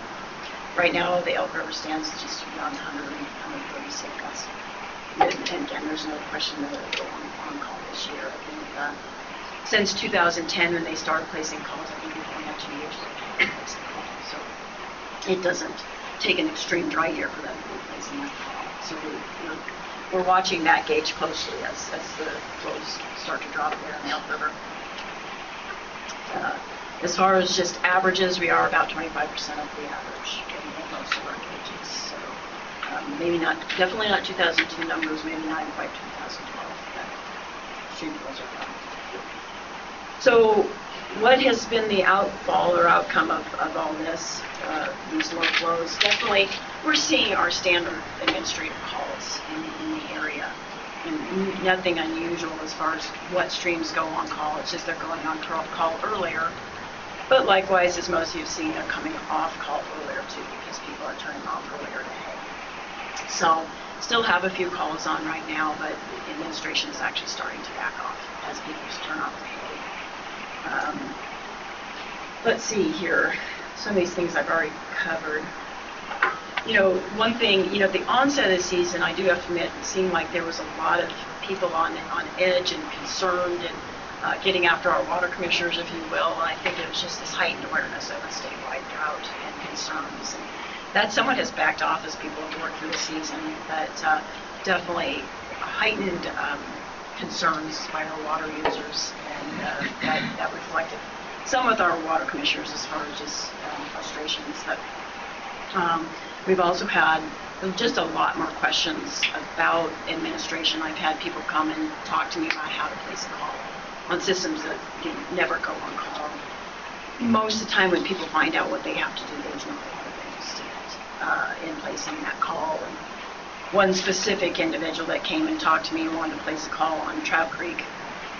And when I told her she had to sweep the entire stream, she was immediately disenchanted with that idea because they had just fish on the stream. So she walked out disappointed, but also understood, and I had explained why it was required to have to sweep the stream. So anyway, we do definitely have more people asking those types of questions. How do you actually place a call that's required? And then just a more heightened awareness by people of what, they see this as a trend, lower flows, and are just being more aware about what they need in place on these structures, from head gates and measuring devices. So we're definitely feeling more comfortable interest, which is great. I want to see that interest in the sense of people becoming more interested in getting their structures up to speed that gets measuring basis. So I've talked about LCAD and stagecoach releases. Some of the struggles we've had, I will let you know, the Bear River, which is a tributary, or really it's the headwaters, the Amber River, has gone under administration, every year that I can remember, except for 2011. It's just an annual call. And we definitely have changes in operations on the Bear River. The Upper Yampa Water Conservancy District is taking a much more active role and encouraged role, and we're glad they're doing that on the operation of their reservoir up there, Yamcola Reservoir. But there's a big learning curve as we kind of change the helm from the water commissioner tending to operate the Yamcola Reservoir to Upper Yampa operating the reservoir. So there's been some growing pains, but been a great learning experience, and I think we have a lot to walk away with and learn from after this year. Also, in an effort to not have my water commissioner invest his entire summer up managing and administering the Bear River, where we've installed one gauging station. We already have one gauging station on the Bear River upstream of Yamcola. We've added another one on the Bear, and then we hope to add another maybe next spring or next summer in hopes of lightening summer load or making the water commissioner's job a little bit easier. Are those gauging stations remotely accessible? They are. The one that just went online maybe it was middle of June, end of May, that it was actually all installed. Of course, we don't have a rating table for it, but we can look at gauge height changes, and the water commissioners and the water users are already accessing that, because the water users are up there are very active and they're knowledgeable. Have there's data that they have, they're looking at it, so they know when they already know when the stream is long by looking at the bottom, by looking at the gauge height changes. So we're using the gauge, even though we don't need to know per se how much CFS is going through. We know whether the gauge is on or down, and whether it's long or short at the bottom. So we do have that gauge. The other gauge will be located on Forest Service ground. As I've been speaking to Lich Nackenberg, who we work with there in the Route National Forest, is very actually excited about getting a gauge down there. So I think it's going to maybe be easier than I thought at the onset to get a gauge installed on the Forest Service. If they want it and support it, hopefully the process will be really difficult. So, and part of the reason we want that gauge where it is there's a tributary called Cold Creek that enters Bear River right below Yamcola that has huge diurnals in the spring, and at that time the systems are called, and so we're dealing with very large fluctuations in the data trying to administer streams. So those are kind of the Bear River struggles. Other struggles, I'll just let you know, I told you I've been here for 17 years. We're a staff of 13 if you include our dam safety engineer and myself. And I have one employee other than myself that is the same employee that when I first started. So there's only two original people on my staff in that 17 years. A lot of retirement, some moving on to other areas. But that certainly creates a struggle as you're trying to educate and train new employees, especially some of these employees are in areas that are under administration quite a bit. For example, the Michigan River going on call this year with a 1-year-old water commissioner. He's been there 1 year, though he did an excellent job. So that's definitely been a struggle, just working with the changing of staff. But as you know, I do get staff from other areas. I stole Brian Romick back in 2011 from this division. I don't know if I stole him, but anyway, I'm so glad he's on my team. For those who don't know him, he's actually my second-hand man. He's the lead water commissioner, and I essentially consider him as a division engineer. Scott Hummer's the one that's in the Bear River area, who obviously was here for 19 years on EU. So I have him, and then I recently hired a gentleman out of the division office. So I am very fortunate to get some expertise from some other areas in my office.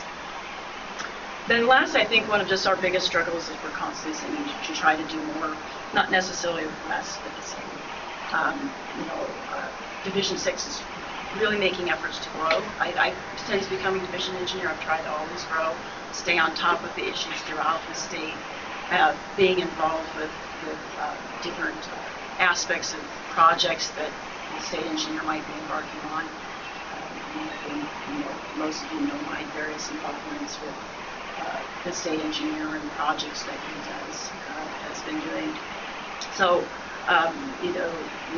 we want to continue to grow, we want to continue to stay on top of things, but I think all this does result in just more work for us with the same amount of staff and what we can return. But, with our desire to continue to grow, we also want to continue to help our water users grow through education processes. Brian and I in the past have been involved with the roundtable quite a bit and trying to participate in workshops, speak at workshops. Marcia Dockenbaugh, before her retirement, was always reaching out to us, trying to find new ways to educate people. And we're going to continue to do that. We really want to be involved with education in our communities on water. So yeah, I think that's pretty much what I wanted to cover. Is there any questions? What did I cover that other people want to hear? So I just have one comment about the calls and the river going down earlier. And I don't know, to me, that's just really concerning to me. The only reservoir we really have is the snow.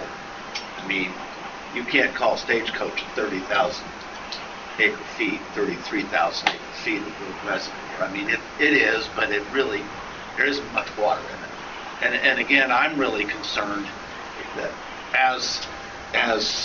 and especially as hot and warm as it's been in both of our valleys, White and the Yampa, I mean, I think we're going to see record low levels of water, because I think unless we get some rains later on, and I think Bill Trampy's talked about it too, and Gunnison too. It just seems like it's got nowhere to go downhill. We don't see nothing changing. Monsoon doing nothing. And yeah, these fish, they better get tough, man. They better get tough. Head for the holes.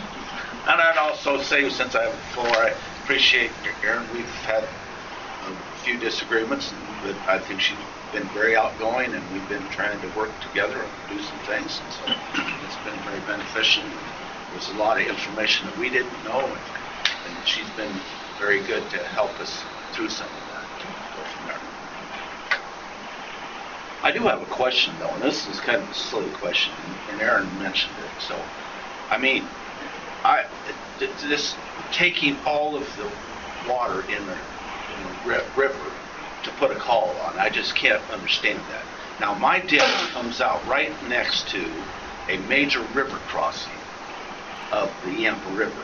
Now, how do you think it would look for me to go try to put a call on that river and take all the water out of the Yampa, right where John Q. Public goes across that bridge and would see me taking all the water, killing all the fish, and doing all this damage?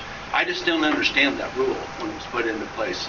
I don't need an answer now, but it just does not make sense, especially with our current situation and current, trying to save fish, environmental benefits of water, how I would need to take 54 CFS or 54 CFS out of the river to put a call on it and take it all, and how long that would be, just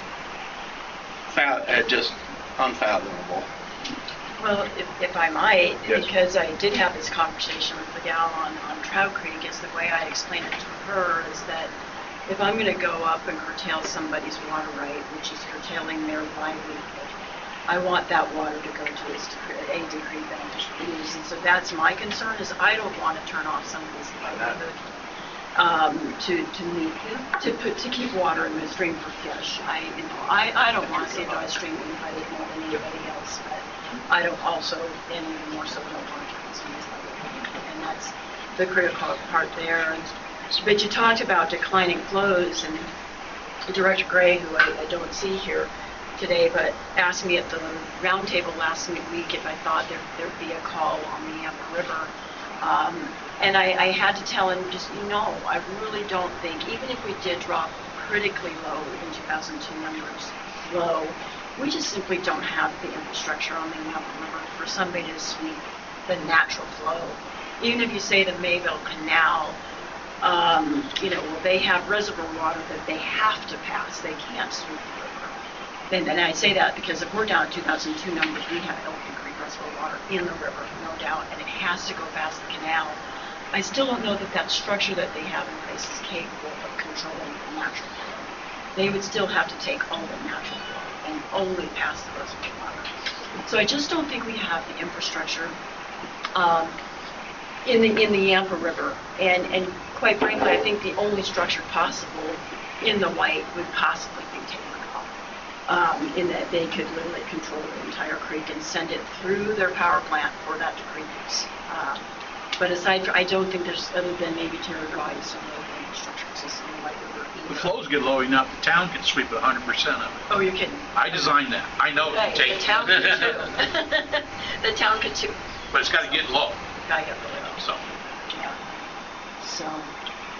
So you talked about some in-stream flows on various segments that would be placing a call or could be placing a call. And how much effect does that have on junior diverters? Are there that many that are junior to your in-stream flows? And that's an excellent question, because on the Elk River, we definitely have junior diverters to curtail. It's not a lot of water though. I mean, the bigger water's going down the irrigation ditches that have been there since, their original water rights, But there's a lot of small pumps, some augmentation plans we have to operate, so forth and so on, that,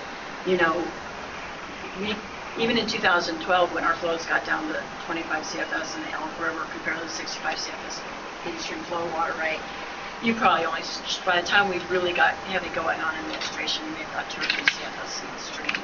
That's not to say it's not worth it, but we're turning off small water rights. In the White River Basin, where we have the 200 CFS water right, I don't know that CWCB is quite there where they have the appetite to place a call on the White River, and I could be totally wrong there. But just like on the Elk River, that first call, we're going to get them water because we have structure after structure after structure without measuring devices, and they're going to go off. But after that first year, when somebody has an 1892 water right and they get turned off, they're not going to get turned off again. They're going to put in a measuring device, and I don't even have to tell them to. They're going to do it. And so, and that's how it happened on the Elk. The very first year, we turned off, again, our original water right structures to administer the in-stream. Explain that a little. So I guess I wasn't quite aware that on an in-stream flow, it's the responsibility of the diverter, not the state, to measure their call, because there's no measurement of what they're calling for if it's in the river, right? The in-stream flow, so the CWCB does use the existing gauge stations that are in place as their measuring device. But as a ditch owner, you're required to have a measuring device, and absolutely required in a call scenario to prove and show to our office that you're not diverting in excess of your water right. So we would curtail that ditch, because if there's no measuring device, we don't know how much you're taking. And even if you have a water right for 10 CFS and we know you're only diverting substantially less, we still do. This is the hard concept for people from the Gunnison Basin and the Colorado Basin, is that in the Yampa White Green, because there have been no calls historically, why would you invest money in a functional partial flow gauge? And Aaron has been for years up there, kind of pounding the pavement, suggesting very strongly that people get their gates and their gauges in place. Our district has, through our grant process, paid for some of those measuring devices on ditches. We'll continue to if people apply for them. And so, Aaron, I hope if you're having conversations with your water users, we've mentioned that there are resources out there like our grant program that could help them get in place. I mean, the in-stream flow on the White, the 200 CFS, is a really interesting one. It's one of the first filed by the in-stream flow program. It's a 72 right, 73 right, it's 77, somewhere in. I mean, it's in it's mid 70s, and so it's it actually, I mean, although the historic ag rights up there date back to the 1890s, just like in any other basin, as there are changes and modifications and new water features that new owners put in, those rights are oftentimes junior to that instant flow and would really potentially be impacted by a water right that old with that big of a haul down. Vandenbrink. And I want to continue on with what Andy said there. Aaron, I spoke with you last week briefly about continuing with the public education and outreach within those folks, because there's some gross misconceptions that they believe the state's responsible for measuring their water. That's not for me to decide or tell them yes or no. I mean, I can give them what I can, but you came and presented with and met with the Douglas Creek Conservation District, and I know you've got a new commissioner down in our area too, that you'll be doing some outreach, and I would just encourage you to keep doing that, because those folks do need some help with just kind of recognizing what are their requirements. You know, how does Colorado water law fit into what their uses is? So, and I think that would be greatly beneficial for you. So you started making an outreach to that with an article and some other interactions, public education. And I would encourage you to just kind of keep going with that. Yeah, thank you. And I'll help you out any way I can through what avenues that I've got too. So. Thank you. Any other questions? Aaron? Thank you. I probably took way more time than you were planning. That was very helpful. Yeah, thank you, Aaron. We really appreciate it. Thank you. Thanks for coming down. So I think we've been at it a little while. Maybe we'll take an unscheduled break just for 5 or 10 minutes, and Ray will be up for the finale. Mr. President, before we take a break, I'd like to take this opportunity to thank the staff for last night. It was excellent. The planning that you guys did for last night really showed well. So. Really, a lot of the people who are not in the room they're doing more work. And especially Meredith and Misha and Lucy and others. A lot of the behind the scenes work. And I would just say that the staff planned that. I mean, it came off extremely well last night. The planning staff did, or the staff that was created a committee on that. It was volunteer. They met multiple times. They lined up all of the details on that. They were, during our meeting yesterday, out setting things up and getting things ready. And they were here last night when I left at 10 o'clock, and they were carrying things in and doing that. And so it is above and beyond. And so if when you guys grab your lunch boxes upstairs afterwards, if you don't mind, I would really appreciate reaching out to those staff members.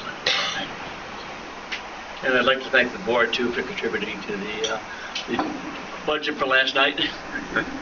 We had a lot of folks from around all the Colorado water community.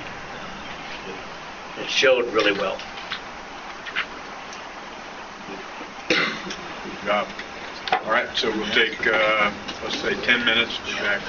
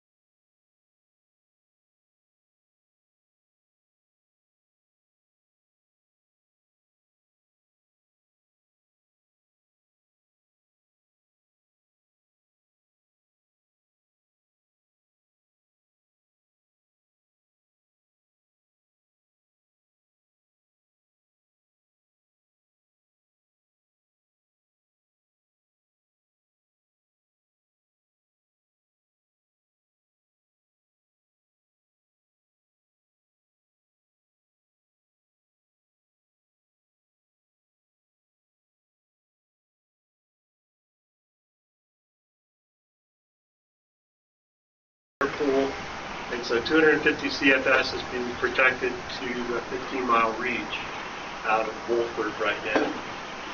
So it's running the pipeline around Shoshone, if you will. And so that's a great benefit to the 15-mile reach, and will help preserve the fish populations in this pretty bad year. So it's just advantageous that we need to make the straw down and make an extra water available in stream flow. There are a couple of action items. First, in the memos written with LCAD first, the first action item that we are requesting the board consider is a driveway license for the Myers, who have property adjacent to the reservoir, property owned by the district, and use a historic driveway to access it. We've had a 10-year arrangement with them previously and are asking that we go ahead and have a 10-year license agreement going forward with the Myers. If there are any questions, I'm happy to answer them. Dr. Marner. So why a 10-year? I mean, it's not like the thing's going to go away. It's going to keep on. And again, I guess, you know, that's a silly question maybe, but why 10 years? And maybe could we just have something that's a 10-year and then an automatic, you know, annual? Are we asking renewal? We're not getting. Well, we asked them to pay on. So we're asking them for $50 a year for this license, and so we asked them to pay for 10 years up front. Because for us to handle a $50 check every year. I agree. So that's the reason for the 10 years. So it's a $500 payment, and I mean we could do 20 years, it'd be $1,000 payment. That's fine. But it just, and then it allows us to touch base with these landowners every 10 years. Because they forget that they have a license. For example, I had to phone them up and say, hey, how about this? We have another one with the Cowchecks who actually slipped through the cracks because they didn't contact us, and I had forgotten that they had a license for that particular driveway because they do have a permanent easement down the dam. So it just allows us to touch base with our neighbors every 10 years. There were some policy decisions made when we were acquiring the necessary properties and things like that as to why one access would be in the nature of a permanent easement versus one would be a replicable license. Okay, sounds good. So again, staff would ask that the board authorize us to go prepare and enter into a 10-year license agreement with the Myers for their driveway. And the Myers also have there are additional roads that are being utilized that weren't called out in the original license, which is another reason why we're looking at this every 10 years. Is not a bad idea. They've been using them, we just didn't appear to call them out in the original document. So we're going to clean We're that just up. update the exhibit so it shows the other field roads, and they're all included. So moved. Second. Motion Merritt, second Trampy to approve staff recommendation. Any other discussion? I'm just curious, so if they didn't have this agreement, do they have any other access to their property? No. And so they owned this property when the reservoir was developed, and so it was convenient access for them that they otherwise didn't have?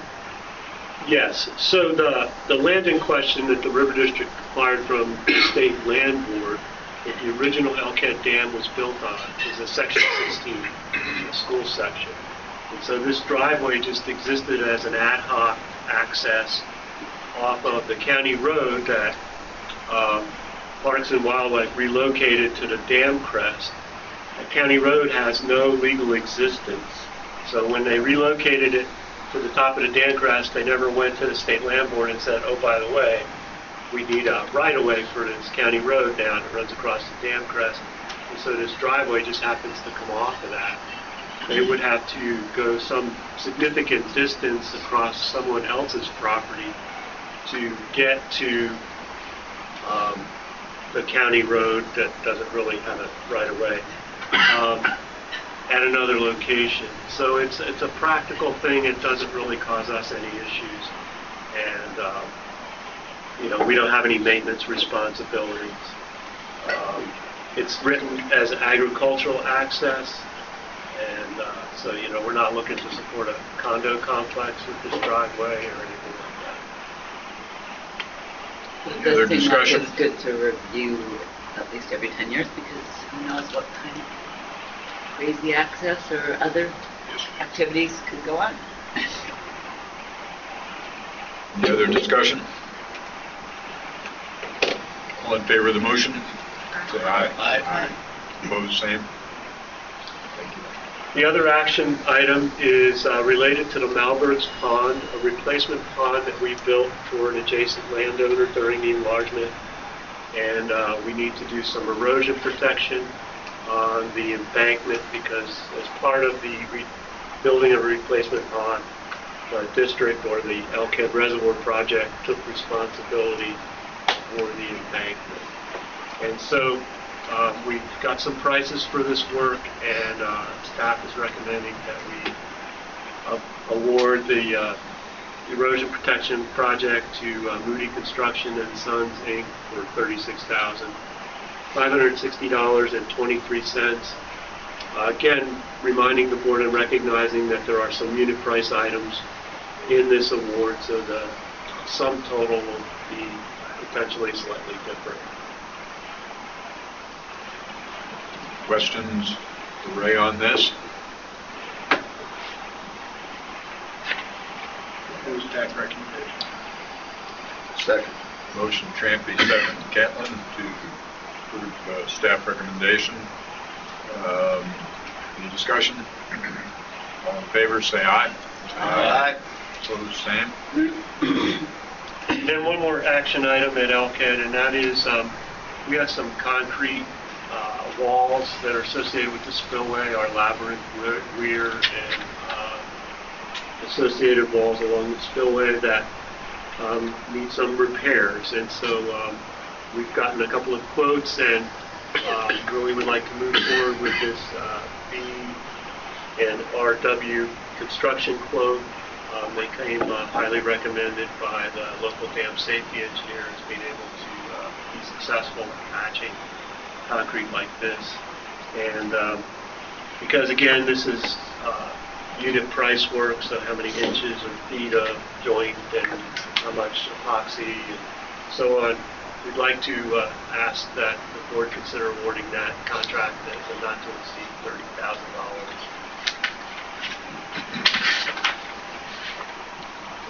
One question, is that our share of it, or the total is 30? The total's 30, and so when you plug it into the formula that Ian and I use to fill everybody else out, our share is substantially less than the 30. And also that goes for the Malberg Pond as well. Yeah, I saw that.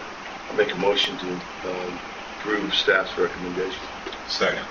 Motion Catlin, second Aqua Fresca. Further discussion? All in favor of the motion, say aye. Aye. Opposed, same. Thank you.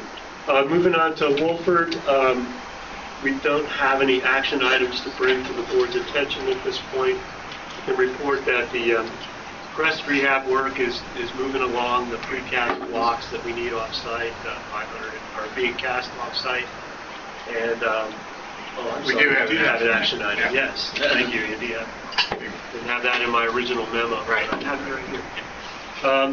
So that work's moving towards probably only a 5 to 6 week on-site presence, which is good for us. It really reduces our costs as far as monitoring the work. Let's see, we have tried to fix the seal in our butterfly valve. You can read in your memo that that's been challenging, and we're going to investigate that further. Our deformation of the embankment monitoring program is going well. We do have a couple of piezometers that we installed that are giving us some interesting readings that under the general manager's authority, we're going to install a couple of replicate piezometers to see if these piezometers that are of interest are in error or providing us some more curious results from our ongoing science project. But so far, there's nothing of concern with the ongoing monitoring that would be something that we would need to discuss. So actually to the one action item, which was a handout memo, because at the time the board packet went out, staff was still struggling with the comparative proposals from the two responsive gate manufacturers, and as you can imagine, the cost differential that's outlined in the memo. Staff has consulted several people in the industry about the difference in the two gate proposals, and to be honest, nobody suggested that we go with the lower price proposal that we contacted. So we're here to ask that the board consider awarding the acquisition of the main gate replacement to Steel Fab. And again, the memo is pretty much the story in it, if you have any questions. And if I can add to Ray's report on that, I would just say, you remember we talked about this in April. We were hopeful that we could get a bid to have the gate manufactured and installed this fall, on-site and installed. The lead time on these manufacturing processes was too long to allow that to happen this fall. Consultation with the tech staff, we've been talking about can we get it in, and our goal is to get it in the spring before the reservoir rises, so we still take advantage of that drawdown, so we don't have to do that again. That creates issues in Greene County. We also don't like the idea of sending water down the river. It happens to be good this year, but yeah. but the we recognize that this is a big price differential on this particular unit. It's almost $100,000 different or $90,000 different. It is a strong recommendation from staff. John Courier, if he was here and not over at the CWCB meeting, would be echoing what Ray has said and what I'm saying. The concerns, I mean, we have 2 failed hydro gates on this dam alone. The other failures have occurred in the local region and others that Ray has gotten reports of from other facilities. Very little comfort level. We've even gone back to Hydrogate, the cheaper bidder, and asked them what kind of design modifications to avoid this again, and they have put up a fairly significant resistance, saying that their design is just fine. So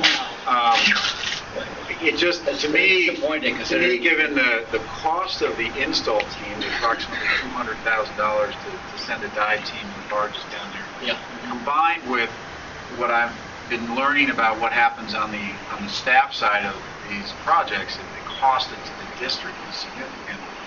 And we really, I don't want to do this in 5 years again. I want this, and this isn't a guarantee. There's no guarantees, as I'm learning in this weird engineering. Yes. But it is more likely to result in a longer term solution than a cheap gate. So that's why we're asking that, and it's not out of some gleeful desire to spend money that we don't need to. So. The board may recall in April too that we reported we were going to try and elicit some additional proposals, and we were unsuccessful at getting any additional interest. So we have these 2 responses that would supposedly meet our spec. I would move that we direct staff to proceed with the Steel Fab gate procurement. Second. Motion's Merritt, second Whitmore. Proceed with... We are right at the 8-month window right now. Yes. Yeah. That's why we're here. Yep. Any discussion, any further questions? All in favor of the motion, say aye. Aye. Opposed, same. Thank you. That's all I have, unless there are any questions. I have one quickly. Those piezometers that are giving you readings, what are they saying? So, you may recall that the top 50 feet of the dam is kind of floating on a 10-foot zone. It's up on the top 90 feet of the dam. We put piezometers in that zone to see if the core pressure, so the pressure inside the clay core, responded to dam movement.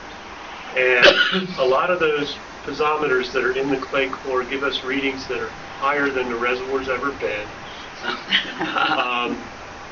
which is kind of unusual, and higher than the top of the dam. And that's kind of like the clay that we used was very wet to put in. That was the spec. And so if you think of the kid's juice box and you squeeze it slightly and it squirts you in the face out of the straw, same deal. The dam is squeezing the clay and it's pushing the water that we put in to build the dam out of the clay. So there's two piezometers that we put in a vertical array that brackets the movement zone that are climbed through the winter when the reservoir was down. Typically they'll climb when we refill. These climbed through the winter when the reservoir was down. And even though our other instruments hadn't detected any additional movement yet in the dam, it suggests that something is queuing up to shift a little. So we're going to drill and put in these other piezometers to make sure that we're getting good readings out of these instruments. And then if so, we'll ponder further. If we can reject them as having failed, and that's why the readings are off, then we won't have to ponder it any further. I suspect we'll be pondering. Are they on the east side or the west side where you're having the... right in the middle. Right in the middle. The maximum section, yeah. One's at 45 feet deep and the other's at 75 feet deep. The one that's behaving the most significantly is at 45 feet deep. So it's like 30 feet above the reservoir surface, which is very curious, but certainly has to do with the release of the compaction water. The literature talks about this a lot, and in fact at Elkhead we saw a dissipation of the compaction water that was in the clay core after about 4 years, and the piezometers calmed down, which is what the literature would suggest, that Wolford for 20 years in and not calmed down yet. Okay. Thank you. Any other questions for Ray? Thank you very much. Thank you, Appreciate Ray. your support, especially on the gate. I want to bring up one additional item that John raised in an email to me this morning. But Ray, you don't need to stick around. I know you have a call. This is just a CWCB issue. But CWCB, if you recall, is leasing some water out of Root IR water for winter inflow purposes. You approved their request that we use their contract. They have now requested that they not have to pay our $400 application fee, and we thought we would propose that to the board. They are paying us, I think the calculation is over $200,000 for the use of this water. The question for the board is, do you want to waive your application fee? They're paying $200,000 our contract. And they still want to use their contract. They're paying $200,000 this year for 1 year lease of water. Yes. 228. I would recommend that we waive the $400 application fee. Is there a second? Go ahead. I had a question. Might there be some reciprocal opportunities for fees that we have to pay the state? That was one place or another. We'll look for them. How about that? We'll definitely look for those reciprocal opportunities. Well, when we notify the state that, if we choose to waive their fee and we notify them of such, do we have a polite way of letting them know that we want some reciprocal opportunities? Yeah, I can try to be polite. Yeah, it's hard for you, but sure, we can do that. Okay. Yeah. All right, I'll second the motion. All right, there's a motion and a second motion, Merritt, second Whitmore. Any further discussion? All in favor of the motion to waive the fee, say aye. Aye. Opposed, same. What are they paying for it? Any abstentions? Several of us would not vote on that. So what time of year will they call out those releases? It's a wintertime flow to prevent ice anchoring on the bottom of the river. So from when to when? January to March. There you go. January to March. So that really won't be a much needed benefit to the 15-mile reach. So we did have one other thing from Mike that was mutual ditch. Yeah. Last item, I don't know if it's more of a informational item of a capital asset of the River Districts. It'll be pretty brief in light of a slight run over in time.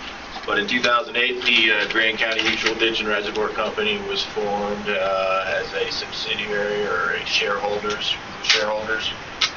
We are one of the members. This was brought up by Grand County. This is at the prior to the development of the CRCA. So Winter Park, Grand County, Town of Winter Park, Granby, River District, Winter Park Sand, and Grand County Water and Sand number 1 are all shareholders.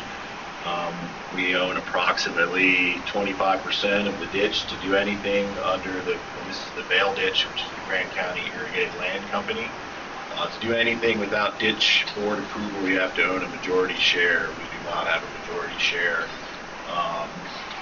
We also purchased the ditch for $2.6 million through a CWCB grant, and then the entities all pitched in about $183K each to make up the difference. Since then, we haven't really done anything with this. It was envisioned that we'd be able to exchange the direct flow components out of the Vale Ditch into the Fraser to help the local entities with the pollution flows for the wastewater plants and in-stream flows. Since we purchased the shares, we have not really done anything. We've been formed as a mutual ditch company, working with the Grand County Irrigated Land Company to try and do something. Long story short, without being a major shareholder, some resistance to us moving anything out of the ditch. So this summer we're going to undergo a consumptive use analysis of the shares that we have to get a better idea of what that CU component is. And the other piece of this that's interesting is the Meadow Creek Reservoir, which is owned by Climax, Denver Water, and the Mutual Ditch, or the Irrigated Lands Company, has 850 acre-feet of storage in there. So with that, we got a pro rata share based on our shares. The interesting thing when you look at the ditch company, we're used to dealing with shares and acre feet of water, but a mutual ditch company figures that water's everybody. We don't necessarily have a direct tie to our share volumetric amount. So if we're not using it, they use it for someone else. So we originally envisioned we'd use the storage component this year in some type of pilot project out of Meadow Creek and use it for in-stream flow purposes. The location maps that I included are there to try to show you where this is. This is really on the north end of the Moffett collection system. Meadow Creek Reservoir anchors that through the city of Denver, and in the fall we'll deliver water out of that into the Moffett collection. But that Moffett collection system has a big canal, or it's all piped. The idea is we would exchange our shares with Denver Water, and they in turn would not divert water in certain reaches within their Meadow Creek collection system. We have not done any of that. We were hoping to use the Colorado Water Trust this summer in this pilot project to use some of those stored shares. We get a better idea of the irrigation consumptive use component piece of this. What we've quickly learned is that the ditch company really doesn't want us to do anything via contracts and exchanges and agreements. They want anything done to be statutorily to the upper end. So we brought in the Water Trust. We've had an initial interview with them. They thought this pilot project was a little sticky to run through this summer real quickly, and the whole concept is we want something that's long-term here. We're looking for something more than a year, so we kind of have backtracked a little bit to look at what the ditch company can do with these shares. Jim Pierce, former River District engineer, is our consulting engineer on this. So we're going to do this consumptive use analysis to look at the amount of irrigated acres and how we might be able to use this in some type of exchange with the Colorado Water Trust and CWCD possibly in the future. And that's kind of where it's going. We're going to start looking at them for an acquisition. We meet next week as a board to see what the other entities want to do. The other piece of this is the Vale irrigation system, the senior system up there, but it has a lot of ditch maintenance problems. A lot of the other shareholders don't receive their shares necessarily. They don't have any way to measure it. The measuring devices that are installed are all heaved. They're not measuring properly. The only ditch plume that we installed for our shares is the only one that works properly right now within the ditch. And then we've also, at the head gates, have upgraded them. So the component of bringing the ditch up to speed, so we're offering to help the ditch come up with a management plan, but we don't want to pay to fix the ditch for everybody so that we can get just our water. So the ditch company's going to have to take a step forward too with us. Unfortunately, during this process, we had some resistance from some shareholders. Not to bring light to it, but at one point during the beginning of the irrigation season, 2 shareholder members passed away. One was adamantly opposed to us doing anything. The other was the entity that we bought the ditch shares from.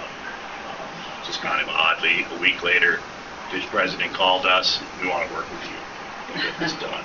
So that we've kind of got an open door now. The question is, how do we move forward statutorily correctly and do a change case with this? I think is what's going to happen. But we have assets there. We're continuing to look at how we're going to use them. That's really it. Stream flows, part of the CRCA, so it's got some strategic plan implementation there. Without that, I'm sure you guys are all ready to. So what has been our consumptive use of? So we estimate.